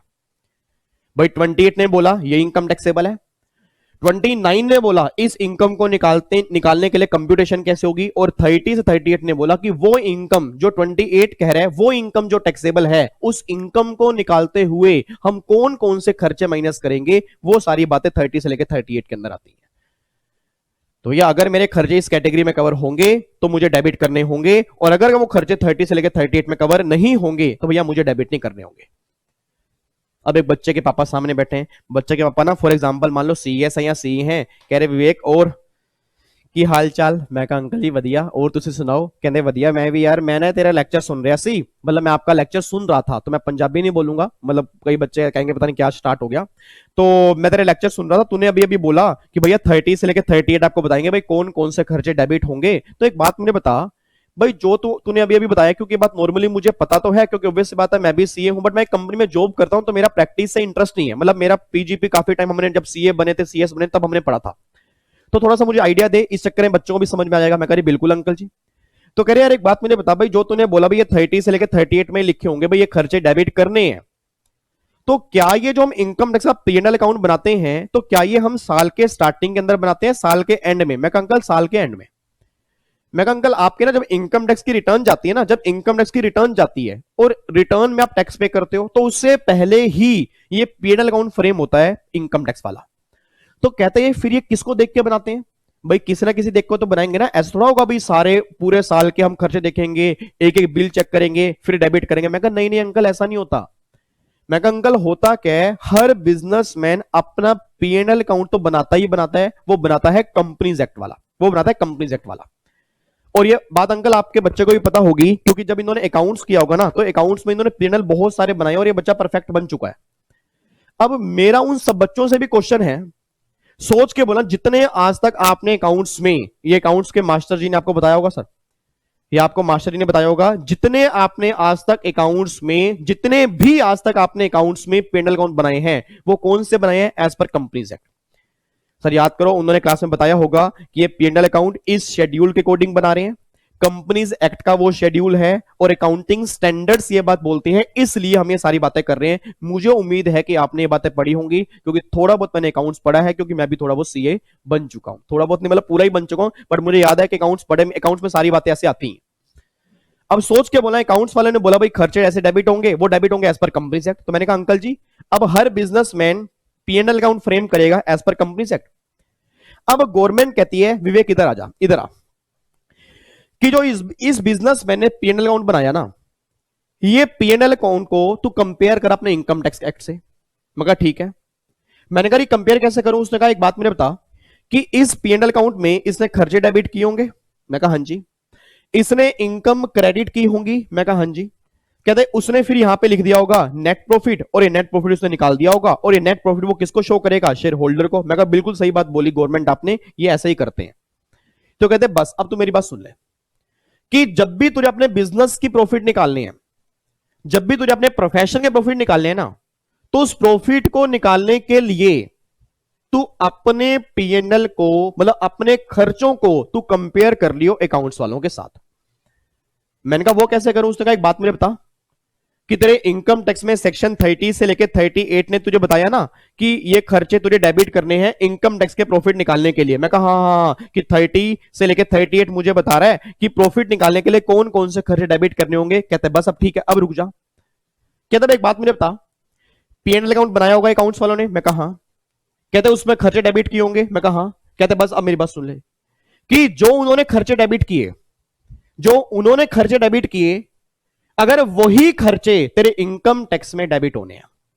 नहीं यार मेरी बात समझ, सर जो अकाउंट्स वालों ने खर्चे डेबिट किए, अगर वही खर्चे मेरे इनकम टैक्स में भी डेबिट होने हैं, तो कहते फिर तो बात ही खत्म हो गई, फिर तो बात ही खत्म हो गई। भाई देख उन्होंने खर्चे डेबिट कर रखे हैं, क्या पता इनकम टैक्स के 30 से लेके 38 सेक्शन में वही खर्चे डेबिट होने हो जो उन्होंने डेबिट किए। तो अगर वही सेम डेबिट किए हैं, फिर तो तेरा प्रॉफिट उनका प्रॉफिट सेम आएगा। मैंने कहा यार बिल्कुल सही बात है, फिर मुझे तो मेरा काम आसान हो जाएगा। कहते अब सुन, अब सुन।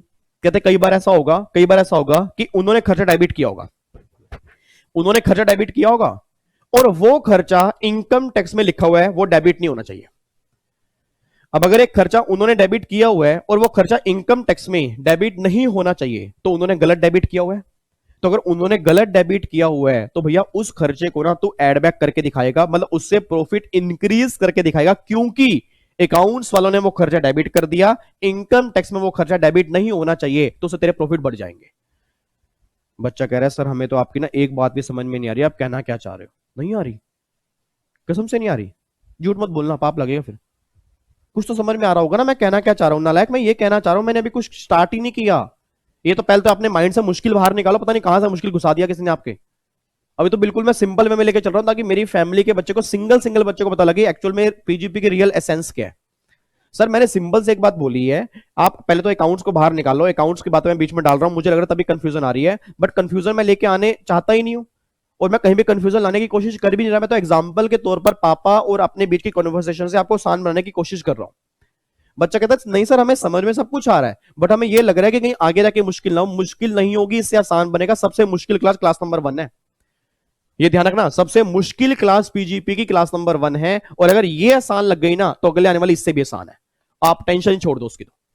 तो मैंने अभी तक क्या बोला, मैंने अभी तक क्या बोला कि भैया हमें प्रॉफिट निकालने हैं बिजनेस के, प्रोफेशन के।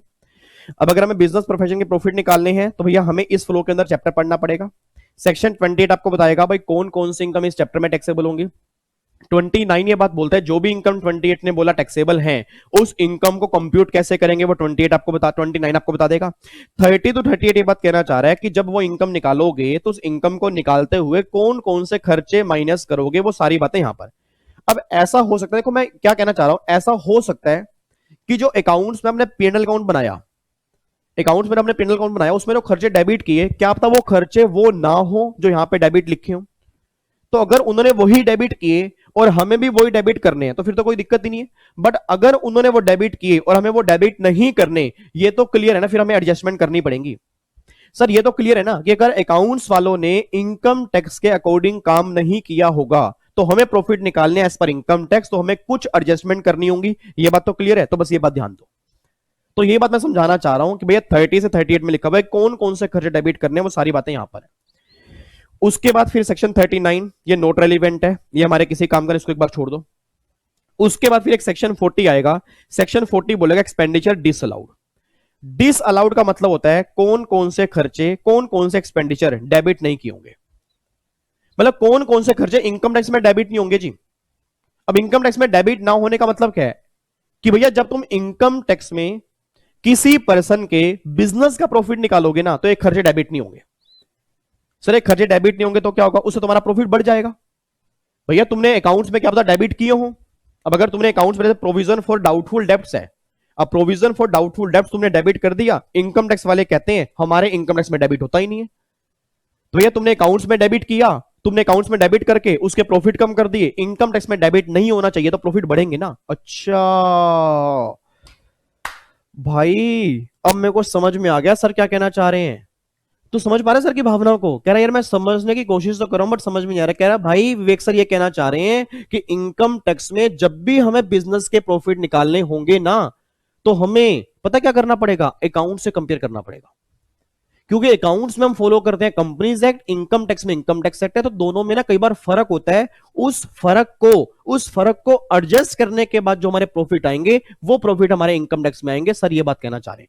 सर क्या आप ये बात कहना चाह रहे हो? वेरी वेरी गुड, आपके लिए क्लैपिंग होनी चाहिए जिस बच्चे ने मेरी बात एनालाइज किया कि मैं कहना क्या चाह रहा हूं कि पीजीपी का पूरा चैप्टर जो है वो अकाउंट्स के पैनल के ऊपर बेस है।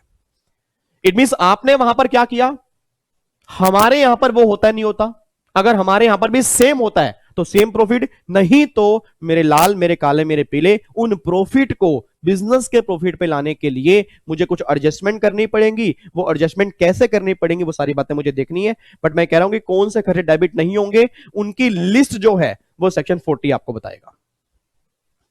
वो सेक्शन 40 में लिखा हुआ है कैसे कौन कौन से खर्चे हैं, ऐसे कौन कौन से खर्चे जो हमें डेबिट नहीं करने, ऐसे कौन कौन से खर्चे जो हमें डेबिट नहीं करने क्योंकि आपने वहां पे डेबिट कर दिए हो क्या पता, या ऐसा भी हो सकता है कि आपने डेबिट ना किया और हमें भी डेबिट ना करने हो। तो मतलब कहना क्या चाह रहा हूं कि भैया ये खर्चों की ना लिस्ट होगी कि ये खर्चे तुम बिजनेस के प्रॉफिट निकालते हुए कभी डेबिट मत कर देना। एग्जाम्पल दूं, कल की बात है, कल पता नहीं मेरी अपना वाइफ ने मुझे बताया कि वो टमाटर और प्याज मंगाना है। मैं कहा यार अब मेरे को मंगाना है तो फिर मंगा लो, मेरे को तो पता नहीं है मेरे को मार्केट में कहाँ जाऊं। ऑब्वियस बच्चा कह रहा सर आप मार्केट में टमाटर प्याज, क्या है यही जिंदगी है आपकी भी, बस यही जिंदगी है आपकी, वो जिंदगी मेरी ये जिंदगी, मत पूछो सर। ठीक है, बच्चा कह रहा है ओ माय गॉड। इधर देखो ध्यान से नालायक को। तो मैंने कहा मैं बताओ अरे सुनते हो जी मैं मार्केट में कहाँ जाऊं, तो उसने कहा भाई भाई नहीं मतलब, उसने कहा जी अपना ऑनलाइन चल रहे हैं ग्रोफर, ये है ग्रोफर पता नहीं कोई ऐप है उसमें ना ये टमाटर प्याज सब कुछ आता है। मैं कहा अच्छी बात है। अब सोच के बोला, मैंने कहा इतना सारा खर्चा हमारा यहाँ राशन पानी पे हो रहा है तो बड़ी दिक्कत वाली बात। मैं कहा हमें ना देखना पड़ेगा भी कितना खर्चा हो रहा है क्योंकि मेरी इनकम तो सिर्फ 4-5 हजार महीना है। अब अगर मेरी इनकम 4-5 हजार रुपए महीना है और अगर इतना सारा खर्चा होगा तो कैसे कंट्रोल होगा आगे रखकर, क्योंकि दिक्कत हो जाएगी फिर तो, क्योंकि 5-6 हजार रुपए अगर इनकम आएगी तो आपकी भी इतनी थोड़ी बहुत इनकम है तो कैसे चलेगा। तो उसने कहा ऐसा करो ना एक खर्चा तुम बिजनेस में डेबिट कर लो, भाई खर्चा तुम बिजनेस में डेबिट कर लो, तुम्हारे प्रॉफिट बिजनेस की कम हो जाएंगे, तुम्हारा टैक्स जीरो आएगा। मैं कहा अच्छा, मैं कहा ये खर्चा अगर मैंने डेबिट कर लिया ना गवर्नमेंट मुझे मारेगी पता कितना। मैं कहा खर्चे डेबिट कैसे होगा, पर्सनल खर्चे हैं। कहते पर्सनल खर्चे डेबिट नहीं, तो खर्चे तो डेबिट होते हैं। मैं कहा खर्चे डेबिट होते हैं ये लो तुमने कब पढ़ा, क्योंकि आप भी तो सीए हो। कहती ओ मैं तो मेरे को तो जॉब कर रही हूँ ना तो मेरे को ध्यान नहीं है। मैं कहा मैं तो पढ़ा रहा हूं, मुझे पता है कि पर्सनल खर्चे कभी भी डेबिट नहीं होते। तो मैं कहना क्या चाह रहा हूं कि कौन कौन से खर्चे डेबिट नहीं होंगे उसकी लिस्ट जो होगी वो सेक्शन 40 में दी होगी। तो वो सारी बातें हम 40 में देख लेंगे। उसके बाद फिर एक सेक्शन 41 ये हमें पढ़ना होगा। 41 में देखो क्या लिखा है, recovery of expenditure which was allowed earlier. ऐसे खर्चे की रिकवरी जो पहले आपको अलाउड हो चुके हैं, अगर उनकी रिकवरी होगी तो ट्रीटमेंट क्या होगा, वो सारी बात आपकी 41 में आती है। देखो यहां पर क्या लिखा है, जो एक्सपेंडिचर अलाउड हो चुके हैं उनकी रिकवरी पर क्या ट्रीटमेंट होगा, वो सारी बातें 41 में। सर ये 41 का आप मुझे एग्जांपल दे सकते हो, क्योंकि जो आपने ऊपर पॉइंट बताए वो तो हमें थोड़े बहुत समझ में आ गए। तो ये 41 हमें समझ में आ रहा कि ऐसा क्या कहना चाह रहे हो कि जो खर्चा पहले अलाउड हो चुका है और फिर बाद में उसकी रिकवरी हो रही है तो उस रिकवरी का ट्रीटमेंट क्या करेंगे, वो 41 बताएगा। वो हमें समझ में नहीं आ रहा। आपको मैं एग्जाम्पल देता हूं, एक बात में सोच के बताना, एक बात में सोच के बताओ। मान लो यहां पर मिस्टर वीजी हैं, मान लो मिस्टर वीजी हैं, प्लीज ध्यान सुना, मान लो मिस्टर वीजी हैं। मिस्टर बीजी आपके सामने बैठे हैं, बच्चा कहता है यस। ये मान लो आपके फादर साहब हैं, ये मान लो आपके फादर साहब हैं, ये मान लो आपके फादर साहब हैं। अब आपके फादर साहब ना मान लो फॉर एग्जांपल उनकी कोई करियाने की दुकान है, जनरल स्टोर की दुकान है, मतलब बिजनेसमैन, आपके फादर बिजनेसमैन है और अपने सारे अकाउंट्स मेंटेन करते हैं। तो आपके फादर से मान लो मैंने कोई सामान लिया, आपके फादर से मैंने कोई सामान लिया। अब अगर फादर से मैंने कोई सामान लिया, आपके फादर से मैंने कोई सामान लिया, फॉर एग्जांपल मैंने वो सामान लिया 1 लाख रुपए का, तो मैंने कहा अंकल मैं ना पेमेंट कर दूंगा आपको, बट पैसे ना अभी नहीं है, लॉकडाउन के चक्कर में पैसा तो आ नहीं रहा। तो बड़ी प्रॉब्लम वाली बात है। तो पापा ने मतलब आपके फादर ने बोला कि बेटे कोई बात नहीं, मुझे तेरा पता है, तू अपना पैसे दे देगा, तू मतलब अच्छे काम करता है, तो कोई बात नहीं, 1 लाख रुपए का तू उधार ले ले। मैं कहा ठीक है uncle, thank you so much. अच्छा, अंकल ने मुझे उधार दिया मान लो 3 महीने का, आपके पापा ने मुझे उधार दिया 3 महीने का उधार दिया, 3 महीने का उधार दिया और 3 महीने हो गए मैंने पेमेंट नहीं की। तो अंकल को लगा यार विवेक तो पेमेंट कर ही नहीं रहा, तो अंकल ने पता क्या किया, अपने पीएनएल में पहले तो बनाया प्रोविजन कि ये पैसा मेरा 1 लाख रुपए जो है वो डूब सकता है। और फिर अंकल ने मुझे फोन किया, कह रहे हेलो हाँ विवेक। मैं कहा हाँ जी बोल रहा हूँ जी। कह रहे यार वो 1 लाख रुपए तूने देना था, वो सामान लिया था, अब तो लॉकडाउन खत्म हो गया और बिजनेस चलना स्टार्ट हो गया, तो भाई 1 लाख तो पेमेंट कर दे। मैं कहा अंकल जी कौन से 1 लाख, मेरे पास तो पैसे ही नहीं है। तो बड़ी बड़ी दिक्कत हुई, बड़ी उन्होंने मतलब अंकल ने मेरे को सुनाया, गुस्सा किया, मैं भी, मेरी मजबूरी है, मेरे पास पैसे थे नहीं। तो फाइनली ये डिसाइड हो गया भाई 1 लाख रुपए ना अब ये डूब गए, ये बेड डेट्स हो गए। बच्चा कह रहा हाँ हाँ, 1 लाख रुपए डूब गए। अच्छा, अब ये 1 लाख रुपए डूब गए तो आपके पापा ने क्या किया, एंट्री पास कर दी कि भैया बेड डेट्स हो गया 1 लाख रुपए। इट मीन अभी 1 लाख रुपए नहीं आएंगे तो पापा को नुकसान हो गया। अब जैसे पापा को नुकसान हुआ ना, तो इनकम टैक्स ने बोला, किसने बोला होगा, 30 से लेके 38 सेक्शन ने बोला एक्सपेंडिचर अलाउड बेड डेट्स, मतलब ये तुम डेबिट कर लो। तो आपके फादर साहब ने क्या किया, यहां पे बेड डेट्स 1 लाख रुपए के डेबिट कर लिए। अब जब पापा ने 1 लाख रुपए डेबिट किए होंगे, सोच के बोलना, आपका माइंड क्लास में होना चाहिए। जब पापा ने 1 लाख रुपए डेबिट किए होंगे तो ये प्रॉफिट कम हो गया होगा, क्योंकि एक आप सब जानते हो पीएनएल का डेबिट बैलेंस होने से प्रॉफिट कम हो जाते हैं। अब पापा ने 1 लाख रुपए डेबिट किए, उससे प्रॉफिट कम हो गया, तो भैया नेट प्रॉफिट जो होगा मेरा कम आ गया होगा। यस या नो? यस। अब जो नेट प्रॉफिट आया उस प्रॉफिट पर पापा ने टैक्स पे कर दिया, वो सारा साल खत्म हो गया, पूरा साल खत्म हो गया। अब 2-3 साल के बाद क्या हुआ, मेरे पास पैसे आना थोड़े बहुत स्टार्ट हो गए, तो मेरे मन में एक विचार आया, मैंने कहा विवेक तूने ना एक अपना बुरा कर्म किया था। तू वैसे बच्चों को समझाता है अच्छे कर्म करो, ये करो वो करो, और तू खुद बुरे कर्म करके बैठा, भैया इसका फल तो तेरे को भोगना पड़ेगा। मैं कहा मैं भगवान से बहुत डरा। तो मैंने कहा भगवान जी मेरे से ना गलती हो गई थी, 2 साल पहले मैंने एक बच्चे के फादर साहब के ना 1 लाख रुपए दिए नहीं थे, तो उस टाइम पैसा भी था, मेरी मजबूरी थी, बट उन्होंने मेरे काफी भला बुरा पा, बट मैं नहीं चाहता मैं उनके 1 लाख रुपए मारूं, तो मैं उनके पास जाके 1 लाख रुपए देना चाहता हूं। तो भगवान ने कहा तो बहुत अच्छा है। मैं कहा मतलब मेरे को नहीं चाहिए कि भैया कोई मुझे बाद में बोले कि 1 लाख मार दिए भैया, मेरे को पता ना कि मेरे पास उस टाइम पैसे नहीं थे, तो मैं 1 लाख रुपए अब देना चाहता हूँ। भगवान ने कहा जा चला जा, कोई बात नहीं, पैसे दे के आ जा, तो अच्छे काम करेगा ये। तो मैंने अंकल को बोला, मैं कहा अंकल ने बोला हाँ भाई। मैंने कहा अंकल ये 1 लाख रुपए ले लो, अब ये 1 लाख रुपए ले लो और साथ में जो थोड़ा बहुत इंटरेस्ट बनता है वो भी ले लो। मैंने पेमेंट कर दिया आपके फादर को। अब सोच के बोला मैंने आपके फादर को 1 लाख रुपए की पेमेंट की, तो क्या मैं फादर के हाथ में बोल सकता हूं बेड डेट्स रिकवर्ड? सर क्या ये फादर के हाथ में बेड डेट्स रिकवर्ड है या नहीं है? यस, ये बेड डेट्स की रिकवरी तो है। बेड डेट्स रिकवरी मींस क्या, कि जो पापा ने बेड डेट्स करार दे दिए थे, जो पापा ने मुझे बेड डेट्स बोल दिया था, उस बेड डेट्स की रिकवरी पापा को हो गई 1 लाख रुपए की। सोच के बोला, पापा ने मुझे बेड डेट्स बोल दिया था, अब उस बेड डेट्स की रिकवरी हो रही है वापस से। अब जब वो रिकवरी होगी तो भैया जब बेड डेट्स हुए थे तो गवर्नमेंट ने डेबिट किया था। सर जब बेड डेट्स हुए थे गवर्नमेंट डेबिट किया था, अब बेड डेट्स की रिकवरी हो रही है, तो क्या ये रिकवरी टैक्सेबल होनी चाहिए, नहीं होनी चाहिए? यस या नो? यस होनी चाहिए। इन्हीं बातों को आंसर देता है सेक्शन 41। अब पढ़ो सेक्शन 41 की हेडिंग क्या है। सेक्शन 41 कहता है एक्सपेंडिचर, देखो recovery of expenditure which was allowed earlier, मतलब ऐसे खर्चे जो पहले अलाउड हो चुके थे, जो पहले डेबिट हो चुके थे, उसकी रिकवरी अगर बाद में होगी तो उसका ट्रीटमेंट क्या होगा, वो सारी बातें 41 में है। तो 41 क्या कहता है, जो एक्सपेंडिचर अलाउड हो चुके थे, उनकी रिकवरी पर ट्रीटमेंट क्या होगा, वो सारी बातें कहां पर पढ़नी पड़ेंगी, 41 के अंदर पढ़नी पड़ेंगी। उसके बाद एक और section number 42, again note relevant, ये कोई किसी काम का है नहीं अभी। 43 है deduction on payment base. Payment base का मतलब क्या, मैंने क्या बोला, इनकम टैक्स में खर्चे नॉर्मली कैसे होते हैं, पेड बेस पे। पेबल खर्चे कभी डेबिट नहीं होते, मतलब होते हैं बट नॉर्मली जो खर्चे डेबिट होते हैं पेड बेस पे, इट मींस अगर पेड होंगे तो डेबिट करेंगे, पेबल खर्चों को हम नॉर्मली डेबिट नहीं करते। देखो क्या लिखा है, जो एक्सपेंडिचर डेबिट होंगे वो तब होंगे, जो एक्सपेंडिचर डेबिट होंगे वो तब होंगे जब पेड हो चुके हैं, दैट इज सेक्शन नंबर 43। ठीक है जी। और एक फिर लास्ट सेक्शन आएगा, section number 44, presumptive taxation. Presumptive का मतलब क्या है, जो छोटे छोटे बिजनेसमैन होते हैं, सर मेरे पापा की करियाने की दुकान है, मेरे पापा का छोटा सा जनरल स्टोर है सर, मेरे पापा इतने बुक्स ऑफ अकाउंट्स मेंटेन नहीं कर सकते, मेरे पापा ये जो आप बोलते हो अलाउड डिसअलाउड इतने हैवी हैवी जो वर्ड बोलते हैं मेरे पापा उससे घबराते हैं, मेरे पापा को बहुत दिक्कत है इतने सारे बुक्स ऑफ अकाउंट्स मेंटेन करने से। सर मेरे पापा क्या करें? आपके पापा प्रिजम्पटिव टैक्सेशन स्कीम ले लें पापा, पीजीपी के अंदर एक स्कीम है प्रिजम्पटिव टैक्सेशन छोटे मोटे बिजनेसमैन के लिए। सर मैंने कहा हाँ, कहता क्या ये वही स्कीम है जो हमने जीएसटी के अंदर पढ़ी थी, कॉम्पोजिट स्कीम? यस, जो अपने स्कीम जीएसटी के अंदर पड़ी थी कॉम्पोजिशन लेवी, उसी तरह की एक स्कीम आपकी इनकम टैक्स के अंदर भी है कि इंडिया में रहने वाला कोई बिजनेसमैन जिसकी टर्नओवर 2 करोड़ रुपए तक होगी, इंडिया में रहने वाला कोई प्रोफेशनल जिसकी टर्नओवर 50 लाख रुपए तक होगी, वो अपने सारे बुक्स ऑफ अकाउंट्स को त्याग कर, सारी मोह माया को त्याग कर वो इस स्कीम के अंदर आ जाए। इस स्कीम में हम कंसेशनल रेट एप्लीकेबल कर देंगे और वो सारी बातें उस अकॉर्डिंग कर दें। तो वो स्कीम किस सेक्शन के अंदर है? 44, मतलब जहां 44 लगेगा पूरा एक्ट एप्लीकेबल नहीं होगा, और जहां 44 एप्लीकेबल नहीं होगा सारे प्रोविजन एप्लीकेबल हो जाएंगे। तो ये सारी बातें हैं सर पीजीपी के अंदर। मुझे उम्मीद है कि आपको थोड़ा समझ में आया होगा ये चैप्टर पढ़ना कैसे होता है। ठीक है जी, आओ जी एक बार हेडिंग डालो।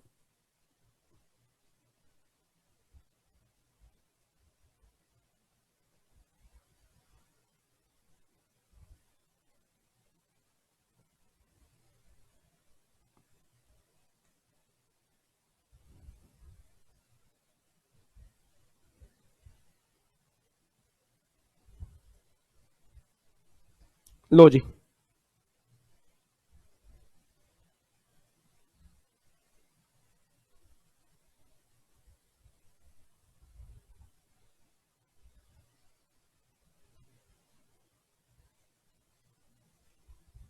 हेडिंग डाल दो जी एक बार, पीजीपी चैप्टर फ्लो। पढ़ने का तरीका क्या है जी?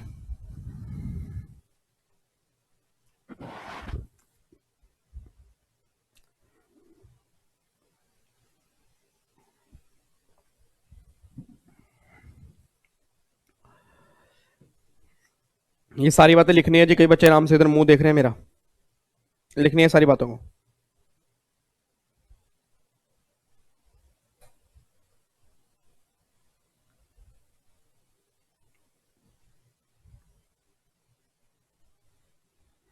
सबसे पहला सेक्शन नंबर 28 पढ़ेंगे हम, चार्जिंग सेक्शन, जो आपको बताएगा कौन कौन सी इनकम टैक्सेबल होंगी, वो सारी बातें 28 के अंदर होंगी।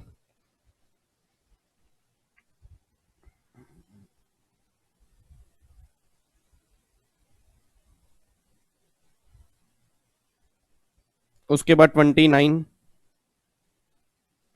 जो भी इनकम टैक्सेबल होंगी उसकी कंप्यूटेशन कैसे होगी, मतलब जो इनकम 28 ने बोला टैक्सेबल है उसकी कैलकुलेशन कैसे होगी, वो सारी की सारी बातें 29 में है।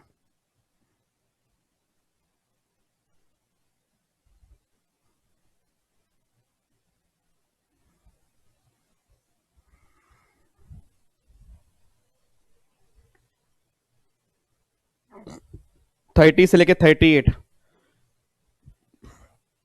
30 से लेके 38, एक्सपेंडिचर अलाउड, अलाउड का मतलब पता है ना, कौन कौन से खर्चे डेबिट किए जाएंगे।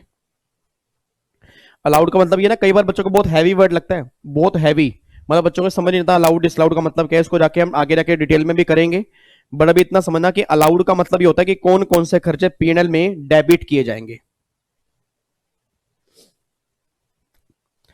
उसके बाद फिर 39, note relevant, 39 note relevant.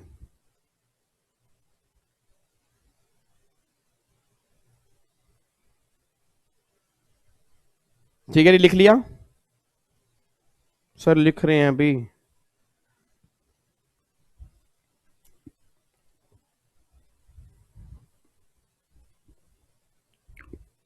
Thirty nine note relevant. आगे जी 40, 40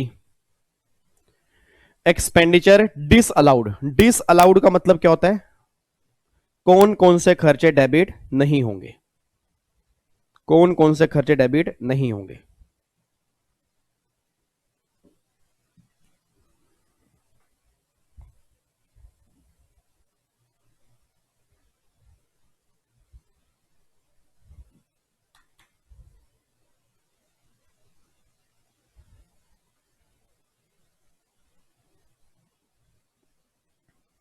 आगे लिखो जी 41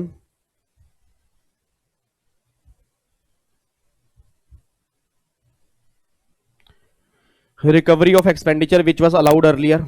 इसमें एग्जांपल आप लिख सकते हो जी, बेड डेट्स की रिकवरी मैंने एग्जांपल दिया आपको।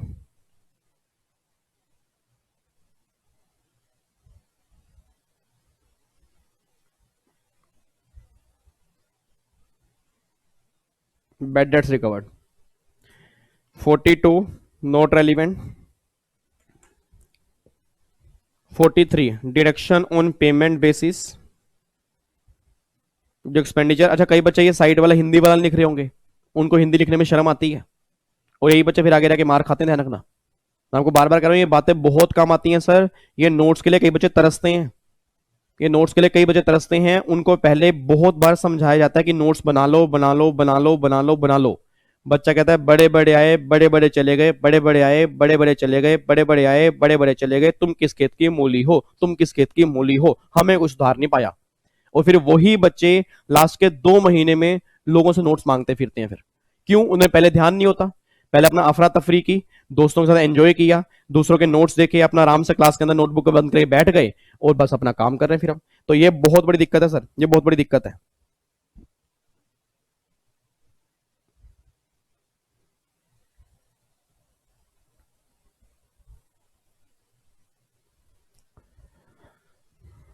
तो ये सारी बातें आपने लिखनी है, अच्छे से ध्यान रखना।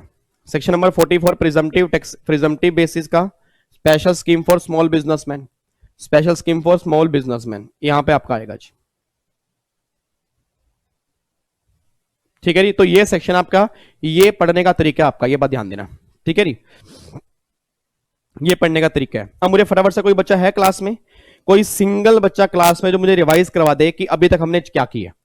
कोई भी सिंगल बच्चा क्लास में, अप्रोक्सीमेट 40 मिनट हो चुके हैं, उससे ऊपर हो चुके हैं चैप्टर हमारा स्टार्ट हुए। प्लीज कोई सिंगल बच्चा भी मुझे रिवाइज करवा दे कि पीजीपी के चैप्टर में किया क्या, क्योंकि साथ साथ मुझे भी रिवीजन करानी है, आपने भी घर आके करनी है, तब ये चैप्टर पक्का होगा जी। कोई सिंगल बच्चा जी क्लास में जो रिवाइज करवाना चाहता हूं। इतने सारे बच्चों के नाम लिए मैंने, कुछ तो बता दो नालायक। इतने सारे बच्चों के नाम लिए मैंने। हाँ जी, एक बच्चा सामने बैठा है, बच्चा कह रहा है सर मैं बताना चाहता हूं, बताओ जी फटाफट से बताओ। लोरी मेरे क्वेश्चंस होंगे, आपके आंसर होंगे, मंजूर है? आपसे ही बात कर रहा हूं नालायक, ये जो कैमरे, आपको मैंने पहले भी कहा है सामने कैमरा मत समझा करो, कैमरे के उस पार इतने हजारों बच्चे बैठे हैं जो मुझे देख रहे हैं, मैं उनसे बातचीत कर रहा हूं। हाँ जी, ये सामने जो बच्चा बैठा है, यस आप खड़े हो जाओ। खड़े होना है सर, घर के अंदर बैठना नहीं। आप बच्चा कह रहा है मैं तो घर के अंदर बैठा हूं, कैसे खड़ा हो जाऊं? खड़े हो, जल्दी खड़े हो जाओ, जल्दी खड़े हो जाओ। मम्मी भी देख के हंस रही है, मम्मी कह रही है यार विवेक सर तो मैं कई बार ना पागल लगते हैं कि इनका दिमाग थोड़ा हमें हिल पढ़ाते हो, पता नहीं इनको ध्यान ही नहीं होता। आंटी मैं अगर छाती चीर के भी दिखा दूंगा ना, ये अंदर सब बच्चे बैठे हैं, आपको पता नहीं है। ये मेरी रूह है, ये मेरा नाम और मेरा आपका भी नाम है, मेरा भी नाम है, आपका फेम है, मेरा फेम है। इनको हमें बहुत आगे लेके जाना है, ये इंडिया का फ्यूचर है, आपको नहीं पता आंटी, ये बहुत आगे जाने वाले हैं। आप भी ने मोटिवेट किया करो, मैं भी ने मोटिवेट करता हूं। ये देखने में नालायक लगते हैं, मैं इनको नालायक जान के कहता हूं, ये नालायक नहीं है, बहुत अच्छे बच्चे हैं ये देखो अब आपके सामने पूरा पीजीपी की रिवीजन 2 मिनट के अंदर करवा देगा। बताओ जी फटाफट से, जल्दी जल्दी। यस, बच्चे के अंदर कॉन्फिडेंस आ गया, बच्चा क्लास में ही। चलो बताओ फटाफट से, तो चैप्टर हमने स्टार्ट कौन सा किया हुआ है? पीजीपी का। इस चैप्टर में कौन सी इनकम आती है? प्रॉफिट ऑफ बिजनेस और प्रोफेशन वाली। सेक्शन स्टार्ट कहां से होगा? 28, खत्म कहां पे होगा? 44 डीबी। अभी बताओ इस चैप्टर को पढ़ने का फ्लो क्या है? सबसे पहला सेक्शन कौन सा होगा? 28। उसमें क्या लिखा होगा? कौन कौन सी इनकम टैक्सेबल है। सर ये छुपा लो सर, हमें दिख रहा है यार, इतना इंटेलिजेंट बच्चा मैंने तो पहली बार कभी नहीं देखा। उसके बाद बताओ जी 29, वो क्या बताएगा? 29 सर बताएगा, 29 बताता है, ओए यार 29 क्या बताता है, मम्मी पीछे खड़ी है, बेइज्जती ना हो जाए। 29 भगवान जी याद, हाँ सर, हाँ सर 29 ना ये बताता है, अरे वो 29 ये बताता है सर, जो इनकम ना हमारी 28 में टैक्सेबल होंगी ना, उस इनकम को कैलकुलेट कैसे किया जाएगा, वो 29 में आपने बताया था। Very good. 30 से 38 में क्या लिखा हुआ है? सर ये तो हमें पता है, ये तो हमें याद हो गया कि जब भी मेरे पास बिजनेस के प्रॉफिट निकालेंगे तो प्रॉफिट को निकालते हुए कौन कौन से खर्चे डेबिट किए जाएंगे, वो सारी बातें 30 से लेकर 38 में लिखी हैं। Very good. फिर 39 नॉट रेलिवेंट। 40 कौन कौन से खर्चे डेबिट नहीं किए जाएंगे। 41 में क्या लिखा हुआ? एक्सपेंडिचर जो अलाउड होंगे वो पेमेंट बेस पे होंगे, पेबल बेस पे नहीं होंगे। 42 नॉट रेलिवेंट। 43 नहीं, 41 सर मैंने गलत बता दिया, सॉरी। 41 में लिखा हुआ है कि जो खर्चे पहले अलाउड हो चुके हैं उसकी रिकवरी अगर बाद में होगी तो ट्रीटमेंट क्या होगा 41, और 42 not relevant, 43 deduction on payment basis, और 44 होता है presumptive taxation scheme for small businessman. Very very good, thank you so much जो आपने मुझे बताया। अब इसके अलावा बस एक बच्चा और, एक सिंगल बच्चा और जो क्लास के अंदर बताना चाहता हो पूरे के पूरे पॉइंट्स को। मैं उम्मीद करता हूं कि क्लास के अंदर कोई ऐसा बच्चा इंटेलिजेंट जरूर होगा। प्लीज बताओ जी फटाफट से, जल्दी बताओ जी फटाफट से। यार इतने इतने नालायक बच्चे तो मत बनो। कोई बच्चा क्लास में कोई भी नहीं है? मैं नाम लूं क्या फिर? हाँ जी, मैं नाम लूं क्या? बच्चा कह रहा सर आप ही नाम लेके बता दो। चलो जी बताओ जी। ये जो गुड़िया बैठी है सामने, मोहतरमा कोमल, यस, आई विद्या के मेरे ख्याल से कोमल एक बच्ची है। बच्चा कह रहे कोमल हो, कोमल कोई तो होंगे, ठीक है। तो कोमल बच्ची है, बताओ जी फटाफट से। अब मुझे बताओ फटाफट से, आपने क्या इस चैप्टर के अंदर पढ़ा है? चैप्टर स्टार्ट कहां से हुआ? 28, खत्म कहां पर हुआ? 44 डीबी। 28 में क्या लिखा हुआ है? कौन कौन सी इनकम टैक्सेबल होगी? Very good. 29 में क्या लिखा होगा? जो भी इनकम टैक्सेबल होगी उसको कंप्यूट कैसे करनी होगी। 30 से लेकर 38 में क्या लिखा हुआ है? कौन कौन से खर्चे हमें डेबिट करने हैं। 39 नोट रेलिवेंट। उसके बाद फिर 40 में क्या लिखा होगा? Expenditure disallowed. 41 में क्या लिखा हुआ है? जो खर्चा पहले अलाउड हो चुका था उसके बाद में रिकवरी हो रही है तो ट्रीटमेंट क्या होगा? Very good. 42 note relevant. 43 में क्या? Deduction on payment basis. And 44 में क्या है? स्मॉल बिजनेसमैन के लिए स्कीम लेके आइए। 44 है, बहुत ही बढ़िया, वेरी वेरी गुड। बैठ जाओ जी, बहुत बढ़िया, ठीक है जी। तो अब जाके हमने 2 बार रिवीजन कर ली कि जो भी हमारा चैप्टर पीजीपी का है उसको पढ़ने का फ्लो क्या है, वो सारी बातें हमने यहां पे देख ली। ये बात क्लियर है? पक्का पक्का आगे बढ़ सकते हैं? Yes sir. अच्छा, अब ये सारी बातें पढ़ने के बाद ना, अब सबसे पहला सेक्शन स्टार्ट करवाने जा रहा हूं, that is section number 28, charging section. आओ जी, अब जाके इसका चेहरा देखते हैं। 1 घंटे में हमने कुछ नहीं किया, सिर्फ बेस क्लियर किया कि ये चैप्टर है क्या। आओ जी, अब मैं 28 के पास आ रहा हूं। ये लो जी, ये आपका सेक्शन 28 है, ये सेक्शन 28 है। एक बार फटाफट से पढ़ना स्टार्ट करो, सेक्शन 28 में क्या लिखा है। आओ जी देखो जी, सेक्शन 28 देखना क्या लिखा है। सेक्शन 28 है चार्जिंग सेक्शन, और बहुत ध्यान से पढ़ना क्या कहना चाह रहा है। वो ये बात कहना चाह रहा है, बिलो मेंशन नीचे दी गई इनकम, नीचे दी गई income shall be chargeable under the head PGBP.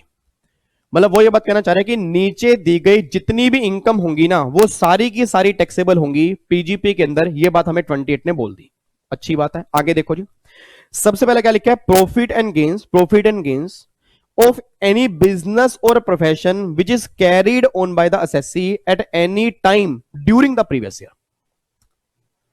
मतलब प्रीवियस ईयर में किसी भी टाइम, प्रीवियस ईयर में किसी भी टाइम आपने कोई भी बिजनेस कैरी किया, आपने कोई भी प्रोफेशन कैरी किया, वो सारी की सारी इनकम तुम्हारी पीजीपी के अंदर टैक्सेबल है। एक बच्चा ये बात कहता है सर, ये जो हमारा यहाँ पे आपको पता है कि दिल्ली के अंदर ना मार्केट लगती है, ये मंगल बाजार, बुध बाजार, वीर बाजार, ऐसे यूपी के अंदर भी मार्केट लगती है, अलग अलग जगह ना अलग अलग मार्केट होते हैं। मैं कहा हाँ मुझे पता है, हमारे घर के सामने भी मार्केट लगती है। कहता सर मेरे पापा ना उसके अंदर दुकान लगाते हैं। तो मेरे पापा उसके अंदर दुकान लगाते हैं तो साल के, मतलब ऑब्वियस सी बात है, पूरा साल तो वहां पे काम करते नहीं, तो वहां पे तो एक दिन दुकान लगती है, फिर अगले हफ्ते फिर वो दुकान लगाते हैं। तो अब ये जो एक एक दिन दुकान लगा रहे हैं, तो ये तो फिर जो उस दिन प्रॉफिट कमा रहे हैं, तो वो प्रॉफिट तो फिर मेरे साथ पीजीपी के अंदर नहीं आएगा। मैंने कहा क्यों? कहता सर वो तो पूरे साल प्रॉफिट नहीं कमा रहे ना, मतलब पूरे साल तो बिजनेस नहीं है। मैंने कहा एक बात मेरे सोच के बताओ नालायको, यहां पर क्या लिखा हुआ है? At any time during the previous year. मतलब प्रीवियस ईयर में किसी भी टाइम अगर आपने यहां या यहां से पैसा कमाया ना, तो वो प्रॉफिट तुम्हारा यहीं टैक्सेबल होगा। आज प्रगति मैदान में ट्रेड फेयर लगता है, ट्रेड फेयर में लोग 10-15 दिन के लिए बिजनेस करने आते हैं, उन सबके प्रॉफिट इस हेड की इनकम है। इट मींस गवर्नमेंट ने ये कहीं नहीं कहा पूरे साल बिजनेस कैरी करना है। सर गवर्नमेंट ये बात कहना चाह रही है पूरे साल में किसी भी टाइम, चाहे तुमने 2 दिन, 1 दिन, 5 दिन, 10 दिन, 20 दिन, 40 दिन, जिस भी टाइम तुमने बिजनेस कैरी किया होगा ना, वहां से आने वाले प्रॉफिट तुम्हारे इस चैप्टर में टैक्सेबल होंगे। तो पहला पॉइंट तो क्लियर हो गया। पहला पॉइंट तो बिल्कुल सिंपल है, जनरल पॉइंट है कि भैया बिजनेस से आने वाला पैसा, प्रोफेशन से आने वाला पैसा, ये दोनों पैसे ही तुम्हारे यहां पे टैक्सेबल होंगे, बस ये बात ध्यान दो। अच्छा, अब जो अगले पॉइंट है ना, अगला पॉइंट जो है यहां पर point number 6, point number 7, point number 8 और पॉइंट नंबर 9, इन चारों पॉइंट को मैं एक साथ कराऊंगा। और इन चारों पॉइंट को ना, इन चारों पॉइंट को हम नाम देते हैं एक्सपोर्ट इंसेंटिव। इन चारों पॉइंट को हम एक्सपोर्ट इंसेंटिव बोलते हैं। इधर सुना ध्यान से, अब ये इसका मतलब है क्या? सर एक बात मैंने सोच के बताना, एक बात मैंने सोच के बताओ।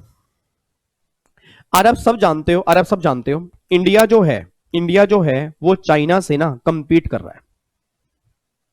इंडिया चाइना से कंपीट कर रहा है। अभी तो चलो पूरा वर्ल्ड ही डाउन बैठा है और ये चाइना ने, कोई बड़ी बात नहीं है। कई लोग कह रहे हैं चाइना ने गेम खेली है, या कई लोग कह रहे हैं उस चाइना का ही ये करा धरा है सारा कुछ, मतलब करा धरा चाइना का, मतलब जो उसने वायरस है वो जानबूझ के फैलाया। पता नहीं एक्चुअल न्यूज क्या, वो तो कुछ नहीं पता, बट नॉर्मल बात करो। इट मींस कोरोना की बात नहीं कर रहा, नॉर्मल एक बात कर रहा हूं कि आप सब जानते हो इंडिया चाइना से कंपीट करता है। आज चाइना पूरे वर्ल्ड में सामान जब एक्सपोर्ट करता है तो बहुत कम प्राइस पर एक्सपोर्ट करता है, और अगर इंडिया भी एक्सपोर्ट करता है तो चाइना से ज्यादा प्राइस पर एक्सपोर्ट करता है। और अगर इंडिया ज्यादा प्राइस पर एक्सपोर्ट करेगा, चाइना कम प्राइस पर एक्सपोर्ट करेगा, तो इंडिया का सामान उतना नहीं बिकेगा जितना वो चाइना का बिकेगा।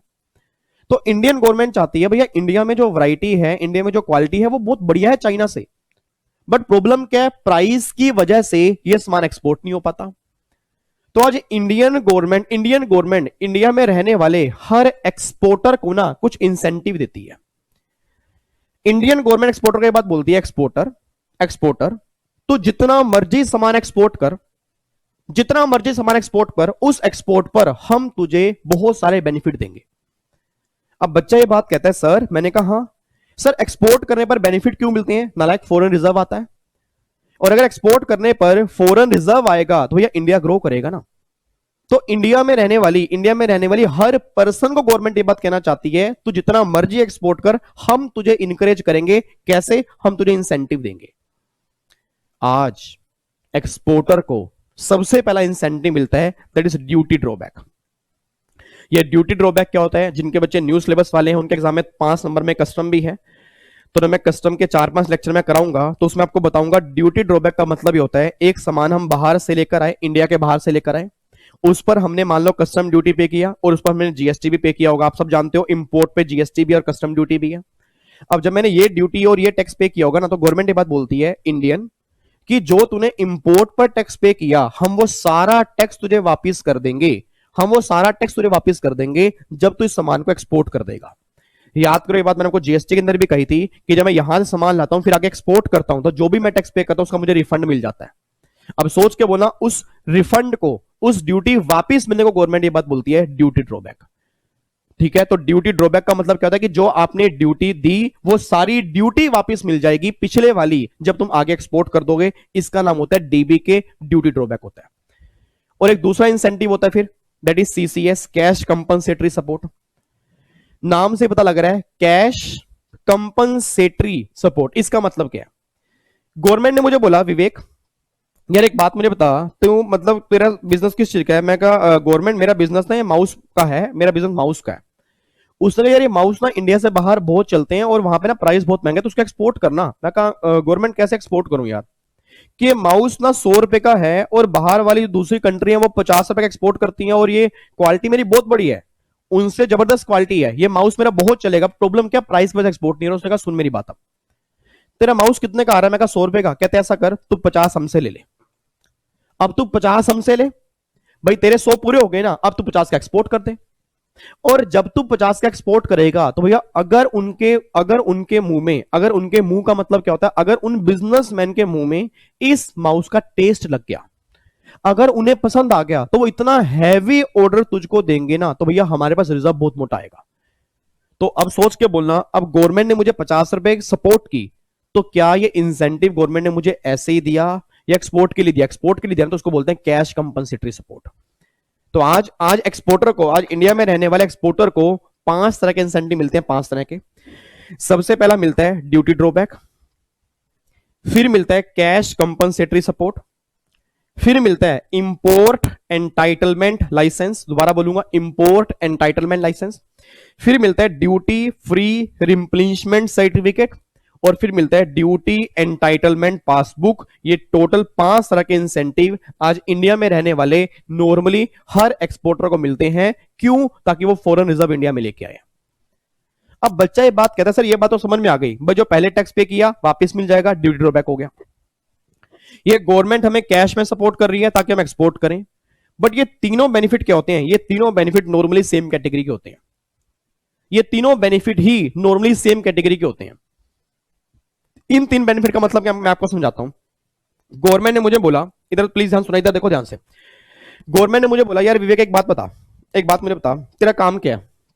मैंने कहा गवर्नमेंट मैं पता क्या करता हूं, मैं ना मार्कर की ना एक्सपोर्ट करता हूं।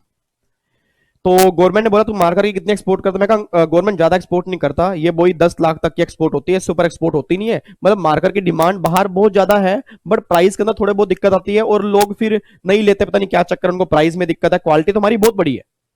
तो गवर्नमेंट ने मेरे को इनकरेज करने के लिए गवर्नमेंट ने पता क्या बोला विवेक, कि अगर तू पूरे साल में अगर तू 100 लाख रुपए की एक्सपोर्ट करेगा ना इस मार्कर की, अगर तू पूरे साल में 100 लाख रुपए तक की मार्कर के एक्सपोर्ट करेगा, तो उतनी टर्नओवर का हम तुझे 10% का इंपोर्ट एंटाइटलमेंट लाइसेंस देंगे। हम तुझे 10% का ड्यूटी फ्री रिप्लेसमेंट सर्टिफिकेट देंगे। हम तुझे 10% का ड्यूटी एंटाइटलमेंट पासबुक देंगे। मान लो मैंने इस साल एक्सपोर्ट की, इनकरेज होकर मुझे मोटिवेशन मिला, मैंने एक्सपोर्ट कर दी 120 लाख रुपए की एक्सपोर्ट कर दी। अब जब मैंने 120 की एक्सपोर्ट की तो मुझे लाइसेंस कितने का मिलेगा, 10%, 12 लाख का लाइसेंस मिल गया, 12 लाख का सर्टिफिकेट, 12 लाख की पासबुक। अब इसका मैं करूं क्या। तो गवर्नमेंट ने बोला इसका मतलब पता क्या है, कि तूने एक्सपोर्ट ज्यादा किया, तूने एक्सपोर्ट ज्यादा किया, उस एक्सपोर्ट ज्यादा के चक्कर में हमने इंसेंटिव क्या दिया, कि अगर तू 12 लाख रुपए तक का अब इंपोर्ट करेगा ना, तुझे उस 12 लाख रुपए के ऊपर कोई इंपोर्ट ड्यूटी पे नहीं करनी। इट मींस एक्सपोर्ट करने पर मेरा एग्जम्प्ट क्या हो गया, इंपोर्ट हो गया। इट मींस जितना ज्यादा एक्सपोर्ट करूंगा उतना मेरा इंपोर्ट एग्जम्प्ट होगा। ये बात को बोलते हैं इंपोर्ट, देखो नाम से पता लग रहा है, इंपोर्ट एंटाइटलमेंट लाइसेंस। मतलब जो ये लाइसेंस मिला ये यूज कहां पर करेंगे, इंपोर्ट पर। यही सेम सर्टिफिकेट है, यही सेम पासबुक है। अब एक बच्चा बोलता सर पापा मेरे क्वेश्चन पूछ रहे हैं, विवेक सर को एक बात बोल कि भैया एक्सपोर्ट किया, 12 लाख का लाइसेंस मिल गया, सर्टिफिकेट मिल गया, पासबुक मिल गई, और ये यूज होगा इंपोर्ट करने पर, बट अगर मैं इंपोर्ट करता ही नहीं तो, अगर मेरा बिजनेस इंपोर्ट करने का है ही नहीं तो मैं खुद मैन्युफैक्चरिंग करता हूं फिर एक्सपोर्ट करता हूं, मैं बाहर से लेके ही नहीं आता। अब अगर मैं बाहर से कोई सामान लेके ही नहीं आता तो जो ये मुझे हर बार लाइसेंस मिल जाता है इसका मैं क्या करूं। तो गवर्नमेंट ने कहा टेंशन मत ले, हमें पता तेरा क्वेश्चन ही आएगा। अब जितने लोग भी इंपोर्ट एंटाइटलमेंट लाइसेंस यूज नहीं कर पाते तो हम उनको ये बोल देते हैं वो लाइसेंस आगे किसी को ट्रांसफर भी कर सकते हैं, ऐसे पर्सन को जिनका बिजनेस क्या होता है, इंपोर्ट करने का होता है, और तुम उससे पैसे चार्ज कर लो। भाई तुम्हें तो फ्री के अंदर मिला ना, तुम्हें तो लाइसेंस फ्री के अंदर मिला क्योंकि तुमने एक्सपोर्ट ज्यादा की है, अब तुम उसको आगे भेज दो और पैसे चार्ज कर लो। बट एक बात ध्यान सुनना, अब गवर्नमेंट बहुत ध्यान सुना, गवर्नमेंट अब सेक्शन 28 में कहना चाह रही है कि हम एक्सपोर्टर को ये सारे इंसेंटिव तो देंगे, बट हम एक्सपोर्टर को ये भी बात बोल दें ये सारे इंसेंटिव एक्सपोर्टर के हाथ में टैक्सेबल होंगे अंडर हेड पीजीपी। एक बच्चा बोल रहा है फिर तो ये आपने वही बात बोल दी कि पहले मिला इंसेंटिव फिर हो गया टैक्सेबल, तो बताओ इंसेंटिव क्या मिला। मेरा बोल बोल के गला थक गया। जब सैलरी के इतने सारे लेक्चर मैंने लगाए और मैंने उस टाइम भी कहा था इंसेंटिव टैक्सेबल का मतलब ये बिल्कुल भी नहीं होता पैसे वापस देना। इंसेंटिव टैक्सेबल का मतलब ये होता है उस इंसेंटिव पर जो टैक्स बनेगा बस वो टैक्स हमें पे कर देना, बाकी सारे इंसेंटिव तुम्हारे हैं। इट मींस अगर मेरा इंसेंटिव 1 लाख का हुआ, अगर मेरा इंसेंटिव 1 लाख का बना तो मुझे गवर्नमेंट को 1 लाख नहीं देने, उस 1 लाख पर जो टैक्स बनेगा बस वो टैक्स मुझे पे करना है, क्योंकि गवर्नमेंट ने बोला कि भाई तुझे बैठे बिठाए इनकम आ गई ना। नो डाउट तूने एक्सपोर्ट किया, नो डाउट तू फॉरेन रिजर्व लेके आया, अब उसके चक्कर में तुझे 1 लाख रुपए का बेनिफिट मिल गया। तो अगर 1 लाख का बेनिफिट मिला, इनकम तो है ना, तो हम तुझे 1 लाख नहीं वापस मांग रहे, तू 1 लाख पर जो टैक्स बनेगा बस वो टैक्स हमें पे कर दे। अगले 4 पॉइंट्स हमारे ये हैं। तो पहला पॉइंट तो गवर्नमेंट ने क्या बोला, बिजनेस से आने वाला पैसा, प्रोफेशन से आने वाला पैसा वो यहां टैक्सेबल है। और अब दूसरा गवर्नमेंट ये बात कहना चाह रही है कि अगर किसी बिजनेसमैन को ये एक्सपोर्ट इंसेंटिव मिलेंगे वो भी यहां टैक्सेबल होंगे। देखो अब ध्यान से पढ़ो क्या लिखा है, profit on sale of import entitlement licence. अगर आपने इंपोर्ट एंटाइटलमेंट लाइसेंस सेल किया, उसकी सेल पर जो प्रॉफिट कमाया वो टैक्सेबल है तुम्हारे यहां पे। कैश कंपनसेटरी सपोर्ट मिली, ड्यूटी ड्रॉबैक मिला, वो भी टैक्सेबल है।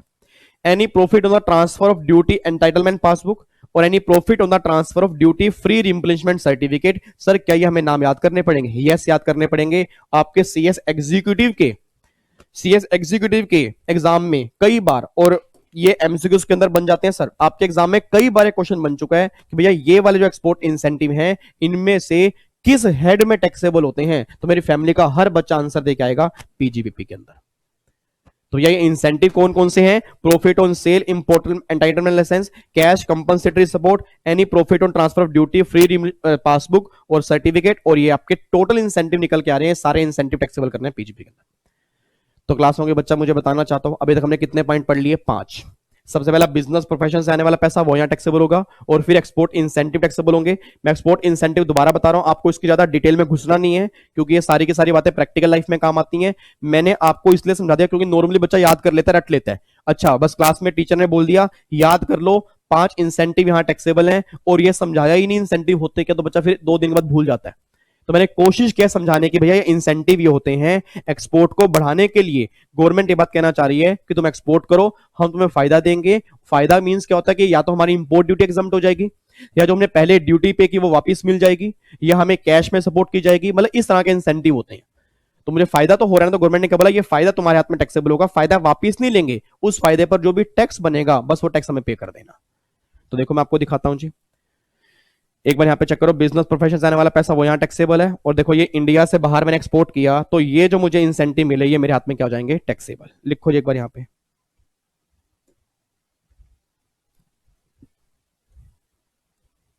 लिखना जी एक बार, सेक्शन नंबर 28, हेडिंग डालो 28।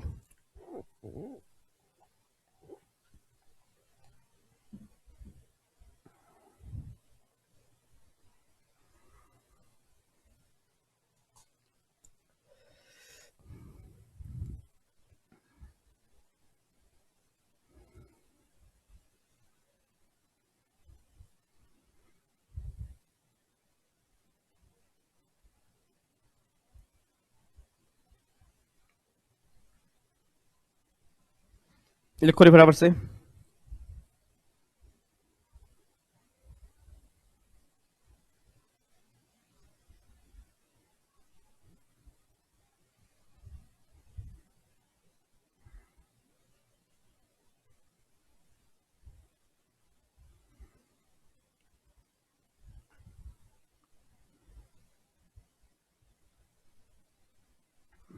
ये लो जी, ऊपर कर रहा हूं।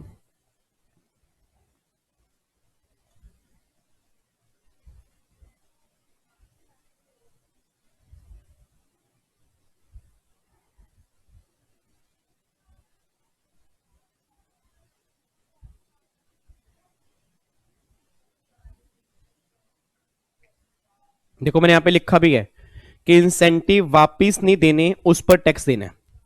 मतलब इंसेंटिव आपको वापिस नहीं देने, उस इंसेंटिव पे जो भी आपका टैक्स बनेगा ना, वो टैक्स आपको पे करना है, बस ये पर ध्यान दो।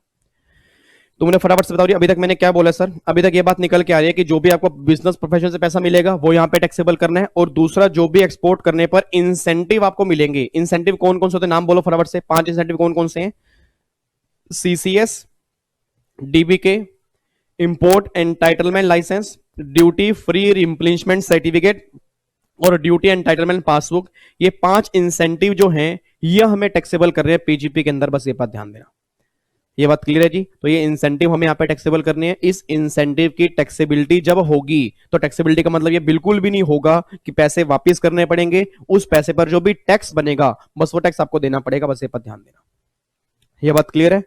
यहां तक नोटिंग हो चुकी है? Yes sir. लो जी, अब मैं दोबारा से एक बार बुक दिखा रहा हूं आपको, इधर देखो ध्यान से। अब कौन कौन से पॉइंट हमारे हो गए जी? एक तो पहला पॉइंट हमारा हो गया, एक ये पॉइंट हो गया, ये पॉइंट हो गया, ये पॉइंट हो गया, ये पॉइंट हो गया।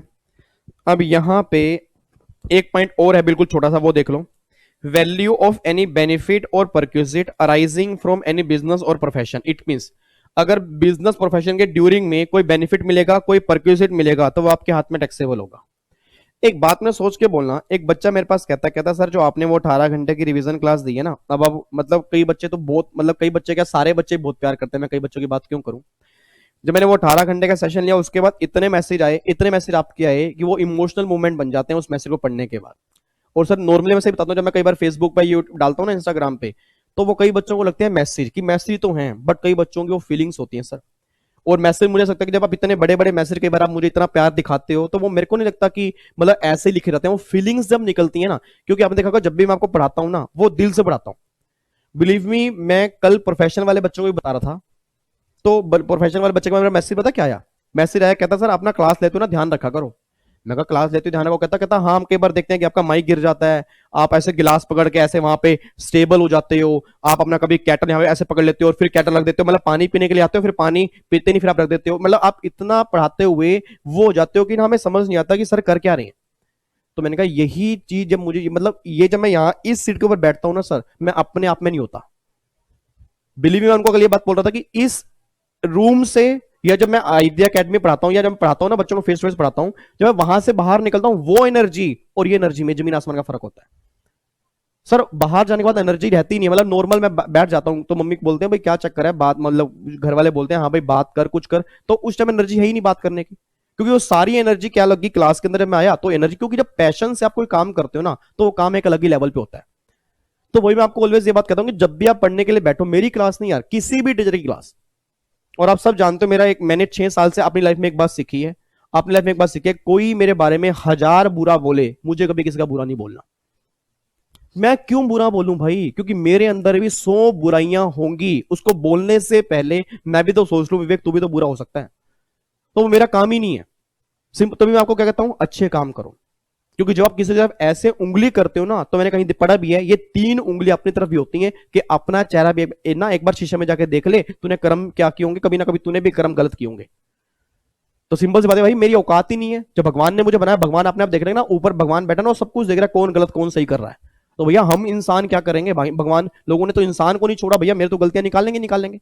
मैं जितनी बार मर्जी मर्जी बोल दूं मेरी वीडियो में लाइक करो ये करो प्यार करो, मैं बहुत हार्ड वर्क करता हूं, तो बच्चे बोलते होंगे ना अरे निकलना ही यार यहां से, तो सिंपल सी बात ये निकल के आती है। तो बच्चा मुझे वही प्रोफेशनल वाले बच्चे ने कल मुझे मैसेज किया, तो मैंने कहा नहीं ऐसा नहीं होता, जब मैं पढ़ाने के लिए बैठता हूं तो मुझे नहीं पता होता कि ऑब्वियस सी बात है मेरा एक लेवल अलग ही होता है यार, ये स्टार्टिंग से मेरे साथ रहा है। तो अब सुना ध्यान से, मैं कहना क्या चाह रहा हूं, तो उस बच्चे ने जब 18 घंटे की रिवीजन क्लास दी तो उसके बाद जैसे कई सारे मैसेज आए, कई बच्चों ने मेरे को स्केच बना के भेजे, मेरा दिल इतना खुश हुआ, मैंने कहा यार बच्चे प्यार तो करते हैं, और मैं उनके इस प्यार के बदले में जो उनको मैं दे सकूं उनके लिए मेरे लिए बहुत कम है।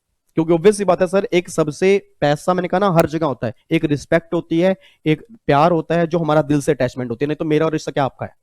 आप सोच के बोला मेरा और रिश्ता क्या है, सर दिल का ही तो रिश्ता है। आप कहाँ अपने घर में रहते हो, सारा दिन घर में अपने एंजॉय करते हो, मैं अपने घर में हूँ, यहाँ पे मैं सारा यहाँ पर रिकॉर्डिंग करता हूँ, आपका मेरा रिश्ता क्या, अटैचमेंट दिल से ही तो है। और ये दिल से दिल की अटैचमेंट कई बार ऐसे ही बन जाती है, कई बार हम मिस करने स्टार्ट कर देते हैं, यही तो होता है ना। तो अब सोच के बोलना, बच्चा कह रहा है कहना क्या चाह रहे हो, कहना ये चाह रहा हूं कि अगर किसी बच्चे ने मुझे ड्यूरिंग बिजनेस प्रोफेशन कोई भी गिफ्ट दिया ना, तो गवर्नमेंट ये बात बोलती है वो गिफ्ट और परक्यूजिट भी आपके हाथ में टैक्सेबल हो जाएगा। मतलब अगर किसी बच्चे ने मुझे कोई गिफ्ट दिया तो गवर्नमेंट कह रही है कोई 5,000 रुपए की लिमिट नहीं है जो एम्प्लॉय वाले केस में थी, अदर सोर्स में जो 50,000 रुपए की लिमिट हम पढ़ेंगे वो भी नहीं है भैया। बिजनेस प्रोफेशन में कोई तुझे गिफ्ट मिलेगा वो हमेशा टैक्सेबल होगा। बच्चा कह रहे मतलब आप ये बोल रहे ना फिर हम आपको कभी गिफ्ट दे ही ना, क्योंकि आपके हाथ में तो टैक्सेबल है। मैंने कभी ऐसा नहीं बोला, मैंने कभी ऐसा नहीं बोला, मैं कि देखो ध्यान से, बच्चा कह रहा है कभी गिफ्ट देना, इसका मतलब ये होता है कि कोई भी गिफ्ट और परक्यूजिट किसी को बिजनेस प्रोफेशन के ड्यूरिंग में दोगे विदाउट एनी एग्जम्पशन लिमिट, वो क्या हो जाएगा, टैक्सेबल। बस ये बात ध्यान देना, ठीक है। एक पॉइंट ये हो गया, अभी लिखवाता हूं मैं आपको। इस पॉइंट के साथ मुझे एक पॉइंट यहां पे और करवाना है, उसके बाद फिर 28 को हम यहीं रोक देंगे, क्योंकि बाकी सारे पॉइंट्स आगे जाके इंटरलिंक होंगे, वो भी समझ में नहीं आएंगे, तो कराने का फायदा भी नहीं है। बस ये लास्ट पॉइंट है, देन फिर हम आगे बढ़ेंगे।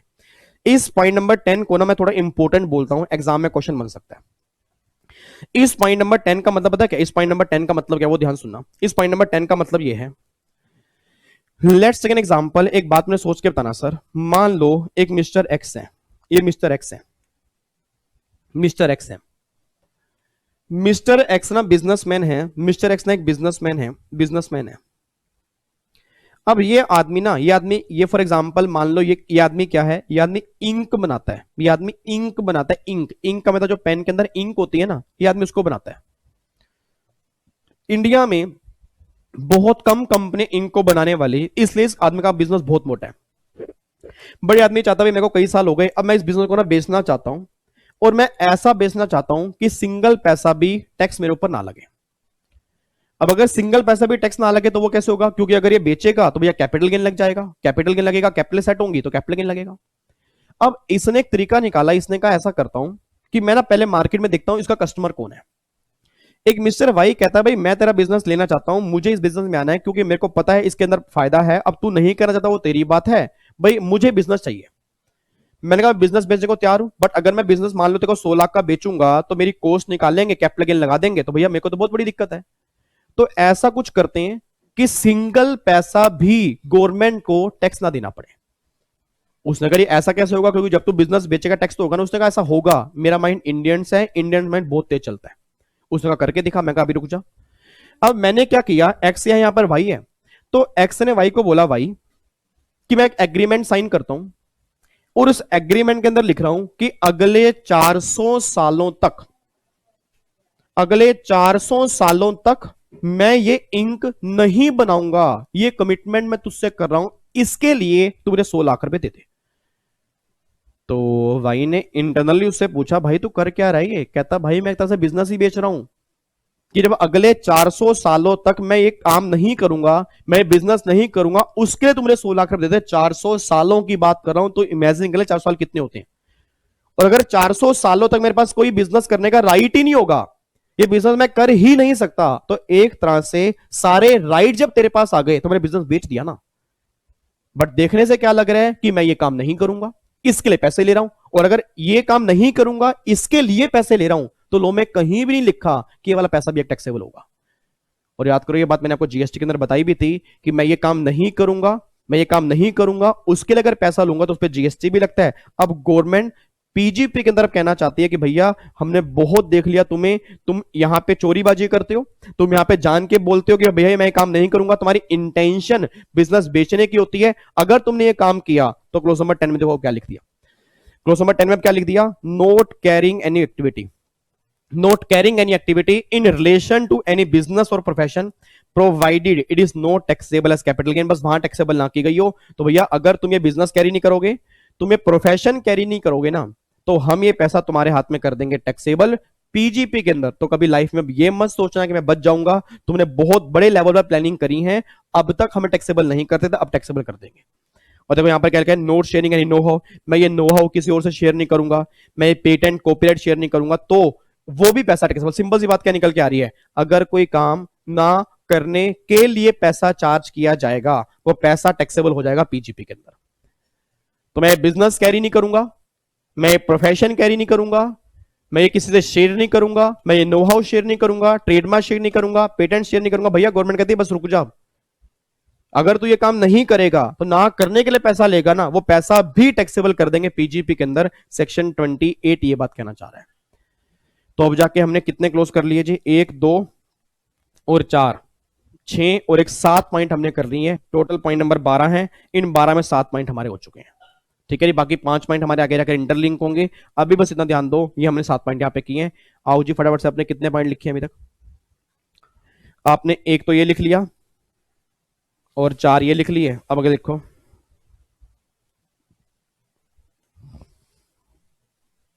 यहां लिखो value of any gift perquisites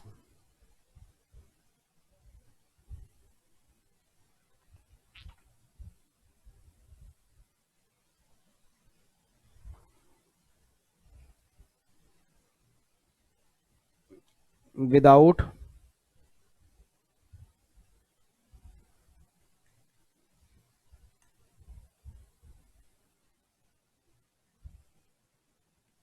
taxable.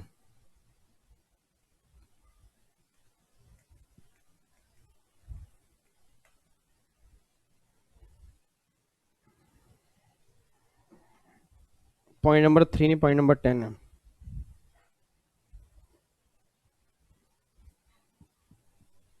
Amount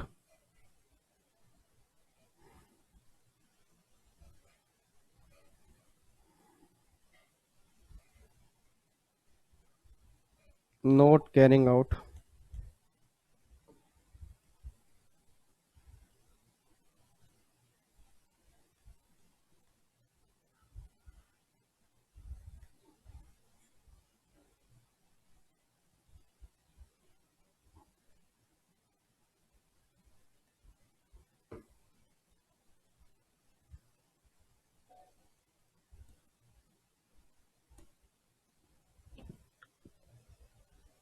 is taxable under head PGBP.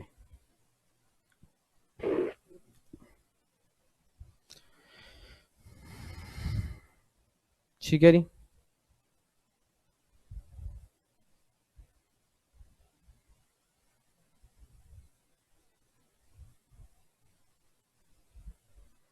ठीक है, तो ये सारे पॉइंट अभी तक हमने यहाँ पे किए हैं जी, ये सारे पॉइंट अभी तक हमने यहाँ पे किए हैं।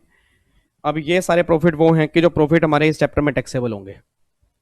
ठीक है जी, तो ये सारे के सारे प्रॉफिट हमारे यहाँ पे टैक्सेबल होंगे। 28 में मुझे फटाफट से बोलो कौन कौन से प्रॉफिट हमारे टैक्सेबल हो गए हैं। 28 में एक तो सबसे पहले हमारा प्रॉफिट कौन सा टैक्सेबल हुआ, अगर बिजनेस प्रोफेशन से पैसा आएगा तो यहाँ टैक्सेबल होगा। अब दूसरा मैंने बोला जी आपके जो एक्सपोर्ट इंसेंटिव होंगे वो भी यहाँ टैक्सेबल होंगे। एक्सपोर्ट इंसेंटिव में कौन कौन से इंसेंटिव आते हैं, एक तो आपका आएगा सीसीएस, ड्यूटी ड्रॉबैक, उसके बाद फिर आपका आएगा import entitlement licence, duty free replacement certificate और ड्यूटी एंटाइटलमेंट पासबुक के 5 बेनिफिट आपके टैक्सेबल होंगे। फिर अगला मैंने यहाँ पे बोला कि जो भी बिजनेस प्रोफेशन के ड्यूरिंग कोई गिफ्ट मिलेगा, कोई परक्यूसिट मिलेगा, वो भी यहाँ टैक्सेबल होगा। और फिर मैंने यहाँ पे बोला कि अगर कोई एक्टिविटी ना करने के लिए पैसा मिलेगा, चाहे बिजनेस की हो चाहे वो प्रोफेशन की हो, तो भी वो टैक्सेबल हो जाएगा। यहां पर गवर्नमेंट अब ये बात कहना चाहती है। अब बाकी जितने 5 पॉइंट हमारे इस सेक्शन के अंदर और हैं वो आगे जाके इंटरलिंक होंगे। अभी इतना ध्यान देना कि ये सारे प्रॉफिट हमें टैक्सेबल करने हैं पीजीपी के अंदर। अब इस प्रॉफिट की कैलकुलेशन कैसे होगी, इस प्रॉफिट की कंप्यूटेशन कैसे होगी, वो सारी बातें जो है वो सेक्शन नंबर 29 में देखनी है। ठीक है जी, तो यहां तक कोई दिक्कत तो नहीं है ना, यहां तक कोई दिक्कत तो नहीं है। अब जाके हमारा ये 28 खत्म होने के बाद ना फिर यहां पे अगला पॉइंट जो आएगा वो सेक्शन नंबर हमारा 29 आता है। ये हमारा 29 आएगा, ये 29 है जी। ठीक है जी, अब इधर सुना ध्यान से, इधर सुनना एक बार। 29 की हेडिंग बोल दो क्या लिखी है, 29 की हेडिंग बोलो क्या लिखी है, how to compute PGBP income. How to compute PGBP, noting मत करना जी, नोटिंग मत करना बिल्कुल भी नहीं तो समझ में कुछ भी नहीं आएगा, नोटिंग मत करना। How to compute PGBP income. ठीक है जी, अब सुना ध्यान से, इसका मतलब है क्या, इसका मतलब है क्या, प्लीज ध्यान सुनना। सर एक बात मैंने सोच के बताना, एक बात मैंने सोच के बताओ।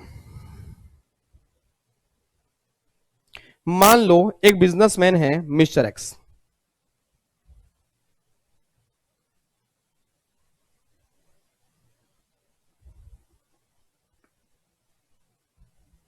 ये एक बिजनेसमैन है।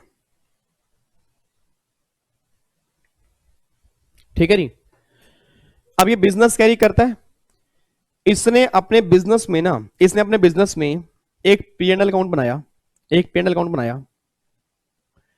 और ये पीएनएल अकाउंट बनाया कैसे होगा, इसने बनाया होगा एज पर कंपनीज एक्ट। ठीक है जी, इसने यहां पे एक्सपेंडिचर डेबिट कर दिए होंगे, इसने यहां पे इनकम जो है क्रेडिट कर दी होगी। अब यहां पे एक्सपेंडिचर कर दिए होंगे डेबिट और यहां पे इनकम कर दी होगी क्रेडिट। ठीक है जी, अब सोच के बोलना ये डेबिट उसने कैसे किए होंगे, ये डेबिट उसने कैसे किए होंगे, ये डेबिट किए होंगे एज पर कंपनीज एक्ट। और ये क्रेडिट भी कैसे की होंगी, एज पर कंपनीज एक्ट। अब इन सबको करने के बाद ना, इन सबको करने के बाद जो भी उसने यहां पे प्रॉफिट निकाला होगा, जो भी उसने यहां पे प्रॉफिट निकाला होगा, ये प्रॉफिट कौन सा होगा, एज पर कंपनीज एक्ट वाला प्रॉफिट होगा। ये बात क्लियर है। अब सोच समझ के बोला मैं कहना क्या चाहता हूं, सारी बातें हम डिटेल में तो नेक्स्ट क्लास में करेंगे, अभी सिर्फ मुझे आपको ओवरव्यू देना है। क्योंकि 29 जो आपको ये लग रहा है ना, ये 29 जो आपको लिखा हुआ लग रहा है, एड लेस लेस एड, ये सामने जो दिख रहा है ये लगा लो। अगले आने वाले 5 6 लेक्चर जितने प्रैक्टिकल क्वेश्चंस होंगे आज तक जो एग्जाम के अंदर बने होंगे ना, इस टेबल के अंदर से होंगे। ये लाइनें आपको आसान लग रही हैं सर, ये लाइनें आपको देखने से आसान लग रही हैं, बट एक्चुअल में लाइनें पूरा पीजीपी हैं। और इतने जबरदस्त तरीके आपको समझाऊंगा ना, आप बिलीव नहीं करोगे, आप ये खुद ये लाइनें खुद बनाओगे, ये लो है, ये लो है, ये लो आप खुद बनाओगे। बट पहले आपको समझना पड़ेगा मैं समझाना क्या चाहता हूं। इधर सुना ध्यान से, मैं कहना क्या चाहता हूं सर, एक बात मैं सोच के बोला। अब ये आपने पीएनएल अकाउंट बनाया, ये आपने खर्चा डेबिट किया, इनकम क्रेडिट की, कंपनीज एक्ट प्रॉफिट है यहां पर कंपनीज एक्ट के। मेरा पूरी क्लास से क्वेश्चन है, अब जो ये प्रॉफिट आपने यहां पर निकाले कंपनीज एक्ट के अकॉर्डिंग, क्या ये प्रॉफिट सही है? मतलब सोच के बोला क्या क्या ये प्रॉफिट आपके बिजनेस के हैं, क्या ये प्रॉफिट बिजनेस के हैं, या ये प्रॉफिट टोटल है, ये प्रॉफिट टोटल है। सर टोटल मैं क्यों कह रहा हूं, क्योंकि आपने इस पैनल को बनाने में सारे खर्चे डेबिट कर दिए, सारी इनकम क्रेडिट कर दी। अब इनकम टैक्स वाले बोलते हैं भाई हमारे इनकम टैक्स में ऐसा नहीं होगा, क्योंकि क्या पता, बहुत ध्यान सुनना, क्या पता तूने ऐसे खर्चे अकाउंट्स के पैनल में डेबिट किए हो जो हमारे इनकम टैक्स में डेबिट होने नहीं चाहिए। क्या पता तूने ऐसे खर्चे अकाउंट्स के पीएनएल में डेबिट किए हो जो इनकम टैक्स में डेबिट नहीं होने चाहिए।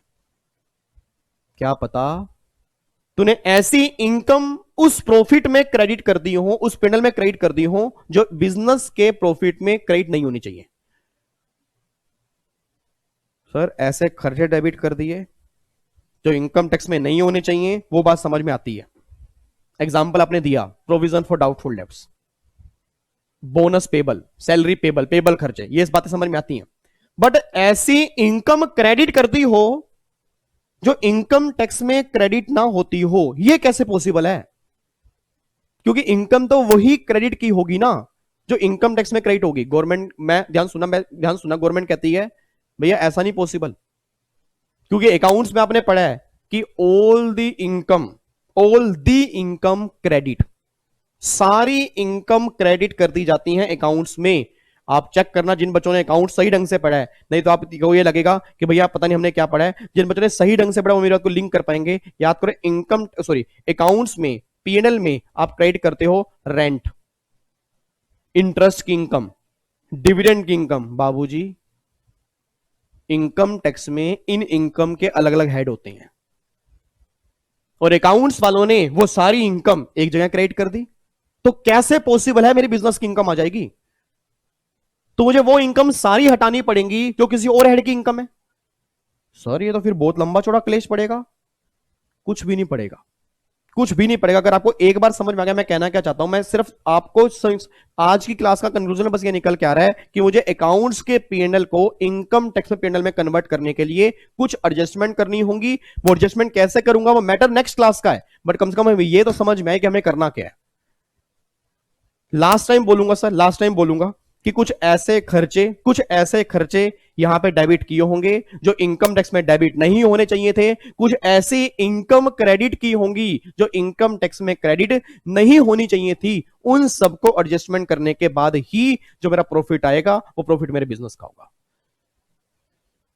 और वो एडजस्टमेंट कैसे करनी है, कौन कौन से खर्चे आपस में चेक करने हैं, कौन कौन सी इनकम आपस में चेक करनी है, वही सारी बातें प्रैक्टिकल क्वेश्चंस के अंदर आती हैं।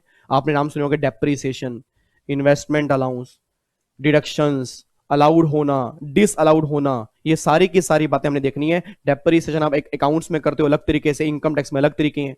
अकाउंट्स में डेप्रिसिएशन एक ही तरह का होता है, इसमें यहां पे एडिशनल भी होता है, नॉर्मल भी होता है, रेट आपके अलग अलग है, निकालने का तरीका आपका अलग अलग है। वहां पर आप नंबर ऑफ डेज बेस पे निकालते हो, यहां पर आके बताऊंगा नंबर ऑफ डेज कॉन्सेप्ट लगता ही नहीं है। तो ये मत समझना इसका मतलब मुश्किल है सर, फिर तो हमारे माइंड में कंफ्यूजन आ जाएगी, फिर तो हम अकाउंट्स और इनकम टैक्स में कंफ्यूज रहेंगे। बिल्कुल भी नहीं होगे, बिल्कुल भी नहीं होगे, बिल्कुल भी नहीं होगे। अगर घर जाके डेली आधा घंटा रिवाइज करोगे बिल्कुल भी नहीं होगे। मैं आपको बार बार कह रहा हूं उन बच्चों की कैटेगरी के अंदर मत आना जो बच्चे कहते हैं पीजीपी मुश्किल है। मुश्किल नहीं है, समझने का तरीका सही होना चाहिए और डेली बेस पे रिवीजन होनी चाहिए। चैप्टर मुश्किल नहीं बनता सर, हमने भी पढ़े हैं, हमारा माइंड तो आपसे कम ही था, उसके बावजूद भी अगर हम बोलेंगे मुश्किल है या आप बोलोगे मुश्किल है, फिर दिक्कत बहुत बड़ी आ जाएगी। ठीक है, तो ये सारी बातें आपने करनी है, ये सारी बातें आपने आज रिवाइज करनी है। आज मैं ज्यादा नहीं करा रहा, क्योंकि जो अगला मेरा सेक्शन है 29 जो मैं आपको दिखा रहा हूं, इसकी फोटो क्लिक कर लेना और हो सके इसको नेक्स्ट क्लास में उतार के आ जाना। जैसे मैंने लिखा हुआ है, जो मैंने लिखा हुआ है सेम उतार के आ जाना। मत माइंड लगाना मैंने क्या लिखा हुआ है, मत माइंड चलाना। इसका मतलब क्या होगा, कुछ भी मत चलाना, क्योंकि अगले आने वाली क्लास में मेरा 1 से 1.5 घंटा जो है इस डायग्राम पर ही जाएगा। और जहां ये डायग्राम आपको लगा होगा आज हमने कुछ नहीं किया, आपको ये पता आज हमने बहुत कुछ कर लिया, नेक्स्ट क्लास में भी आपको सेम फीलिंग आएगी कि 1.5 घंटे के अंदर हमने बस ये डायग्राम किया। बट आपको जब मैं अगले लेक्चर पे लेके जाऊंगा ना, आप ये बोलोगे सर वो 3 घंटे जो पहले 2 क्लास के थे ना, अब हमें लग रहा है पीजीपी आसान है। और प्रॉब्लम क्या है, जब बच्चे यहां टाइम नहीं लगाते ना तब पीजीपी मुश्किल बन जाता है।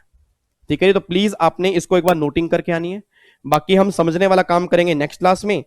आपने बस एक बार इसकी नोटिंग करके आनी है, समझने वाला फिर हम नेक्स्ट क्लास में कर लेंगे। मेरी बात समझ में आती है? तो प्लीज प्लीज प्लीज ये बात ध्यान देना सर, ये सारी की सारी बातें आपने करनी है, ये आपने नोटिंग करके आनी है।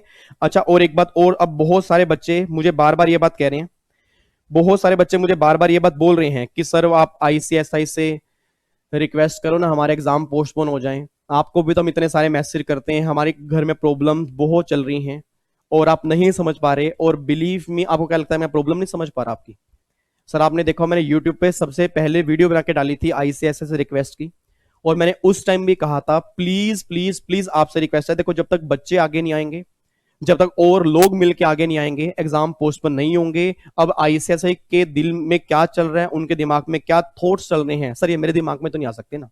मैं तो आपकी सपोर्ट कर सकता हूं, मैंने आपको पहले भी कहा मेरी जिंदगी आपके लिए हो सकती है, ठीक है ना, मैं पूरी जान आपके लिए लगा सकता हूं, बट उससे भी ज्यादा आपको यहां पे आगे आना पड़ेगा, ठीक है। बहुत सारे बच्चे आपने देखा होगा, गजानी सर ने भी इवन वीडियो बना के डाली है, ठीक है। हर टीचर भी साथ में सपोर्ट करेगा। मैं कहता हूं उससे ज्यादा बच्चे सपोर्ट करें, उससे ज्यादा बच्चे सपोर्ट करें, तो मैं अपनी तरफ से दोबारा से अपनी पूरी फैमिली जो मेरे फेस टू फेस के सामने बैठे हैं इस टाइम, लॉकडाउन की वजह से नहीं आ पा रहे, ऑनलाइन क्लास के बच्चों के साथ मिलके कसम है आपको, आप घर के अंदर भी बैठे हो, मेरे सामने ही भगवान का मंदिर है, आपके आसपास भी भगवान का मंदिर, जिसको भी आप मानते हो, आपने दिल से, सच्चे दिल से रिक्वेस्ट करनी आईसीएस से। मैं भी रिक्वेस्ट करता हूं कि प्लीज एग्जाम पोस्टपोन कर दिए जाएं, और आपने उसके लिए बस एक काम करना है। ऐसे नहीं है कि भगवान के जाके मंदिर के आगे बैठ जाओ कि भगवान मेरा एग्जाम पोस्टपोन कर दो, भगवान थोड़ा पोस्टपोन करेंगे। भगवान हमारा इस टाइम कौन है? आईसीएसआई है हमारा। तो भैया मैंने पहले भी कहा था, भला है बुरा है जैसा भी है, मेरा पति मेरा देवता है, वो हमारा भगवान है।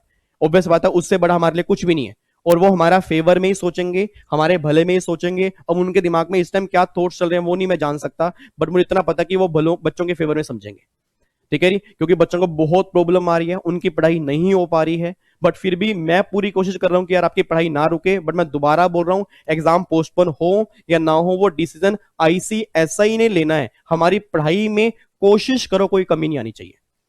और उसके लिए आपने करना क्या है, आपने प्रेसिडेंट की मेल आईडी पे मेल लिखनी है, मेल लिखनी है, अच्छे से मेल लिखना पूरी सेट करके, ठीक है जी। उसके अंदर लिखना आपकी प्रॉब्लम्स क्या क्या हैं, आपके एरिया में क्या क्या प्रॉब्लम है, क्या इस टाइम सिचुएशंस आपकी जा रही है। रिक्वेस्ट करनी आती है ना, सविनय निवेदन, जैसे आप स्कूल के अंदर सविनय निवेदन यह है कि please please please please please हमारी प्रॉब्लम को समझो। आप अगर ऐसे करके लिखोगे, मुझे पूरी उम्मीद है आने वाले एक हफ्ते में, पूरी उम्मीद है बहुत जल्दी अनाउंसमेंट आईसीएसआई जरूर करेगा, और आपके फेवर में ही करेगा, उम्मीद यह है। बट कब? अगर हम सब मिलकर काम करेंगे। तो मैं आपकी तरफ से दोबारा से क्योंकि आप मुझे बड़ा भाई मानते हो, आप सबकी तरफ से मैं दोबारा से आईसीएसआई से रिक्वेस्ट करता हूं, प्लीज आईसीएसआई। मैं वैसे सीए का मेंबर हूं, बट मैं अपने सीएस वाले बच्चों को दिल जान से प्यार करता हूं, तो अगर मैंने आज तक थोड़ा सा भी उनके लिए दिल से काम किया है, और अगर आप मेरी बात समझ पा रहे हो, प्लीज बच्चों की बहुत प्रॉब्लम्स, अगर आप आके मैसेज देख लोगे, आपको भी फीलिंग होगी, नो डाउट आपके पास भी मेल्स आती होंगी, हमारे साथ आपके पास मेल आती होंगी, बट मैं कहता हूं कि हमारे पास जब प्रॉब्लम्स आती हैं तब खुद ही फील होता है कि नहीं यार एग्जाम पोस्टपोन होने चाहिए, ठीक है। तो प्लीज आप इसको कंसीडर करो, प्लीज कंसीडर करो, बच्चा बहुत प्रॉब्लम में है। होप सो अगर आप उनकी बात समझोगे तो बच्चे को थोड़ा टेंशन रिलीज होगी, बच्चा और सही ढंग से पढ़ पाएगा, क्योंकि बच्चों की बुक्स उनके पास नहीं है, ई बुक उनसे पढ़ी नहीं जा रही, क्लासेस रिवीजन क्लास हम तो पूरी कोशिश कर रहे हैं डालने की, बट फिर भी कहीं ना कहीं बच्चे का माइंड लेवल ये है कि वो क्रैक नहीं कर पाएगा, ठीक है। तो प्लीज मैं भी रिक्वेस्ट करता हूं, सब बच्चे मिलकर रिक्वेस्ट करते हैं, होप सो आईसीएसआई हम सबके फेवर में कुछ डिसाइड करेगा। एज ए सीए मेंबर होने के नाते मैं सीएस इंस्टीट्यूट से दिल से रिक्वेस्ट करता हूं, प्लीज मेरे बच्चों के फेवर में कुछ किया जाए, प्लीज प्लीज प्लीज मैं उनके बच्चों के फेवर में कुछ किया जाए। और आपने भी, मैं भी आपसे बोल रहा हूं, आप सबने मेल करनी है और पूरी रिक्वेस्ट करनी है, डियर आईसीएसआई लिख के आपने पूरी रिक्वेस्ट करनी है, प्लीज आपकी जो भी प्रॉब्लम है बताना, हमारा इंस्टीट्यूट, हमारा भगवान जरूर उस बात को मानेगा, ठीक है।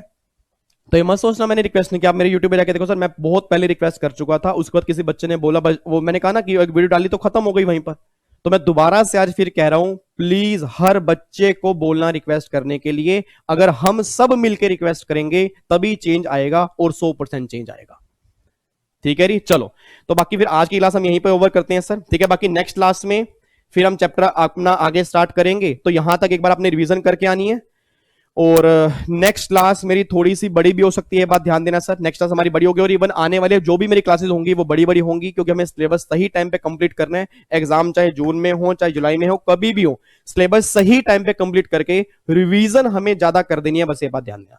मैं नहीं चाहता सिलेबस हमारा एक दिन भी डिले जाए, पूरे टाइम पे कंप्लीट करके रिवीजन अच्छे ढंग से करेंगे, ठीक है। And thank you so much इतना प्यार देने के लिए। वंस अगेन मैं अपनी तरफ से आईसीएसआई से रिक्वेस्ट करता हूं कि प्लीज डियर आईसीएसआई बच्चों के फेवर में कुछ डिसाइड किया जाए, और जो बच्चों को लगता है कि एग्जाम पोस्टपोन नहीं होने चाहिए उनसे भी मेरी विनती है, आप चाहे वीडियो को डिसलाइक मारो चाहे कुछ करो, आपको मेरी बातें बुरी लगती हो, बट अपने दिल से पूछना क्या हम अपना स्वार्थ देखें या सबको लेके चले। अगर आप अपना स्वार्थ देखोगे तो बहुत दिक्कत आएगी लाइफ में आके जाके, क्योंकि एक पर्सन के ऊपर नहीं होता सर, पूरी मेजोरिटी, पूरा इंडिया इस टाइम क्या फेस कर रहा है वो हमें कंसीडर करना चाहिए, ठीक है। And thank you so much सभी बच्चों को।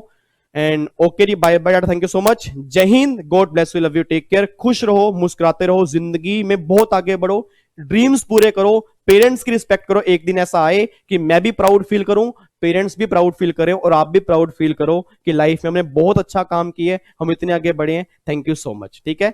God bless you, love you, take care, जय हिंद।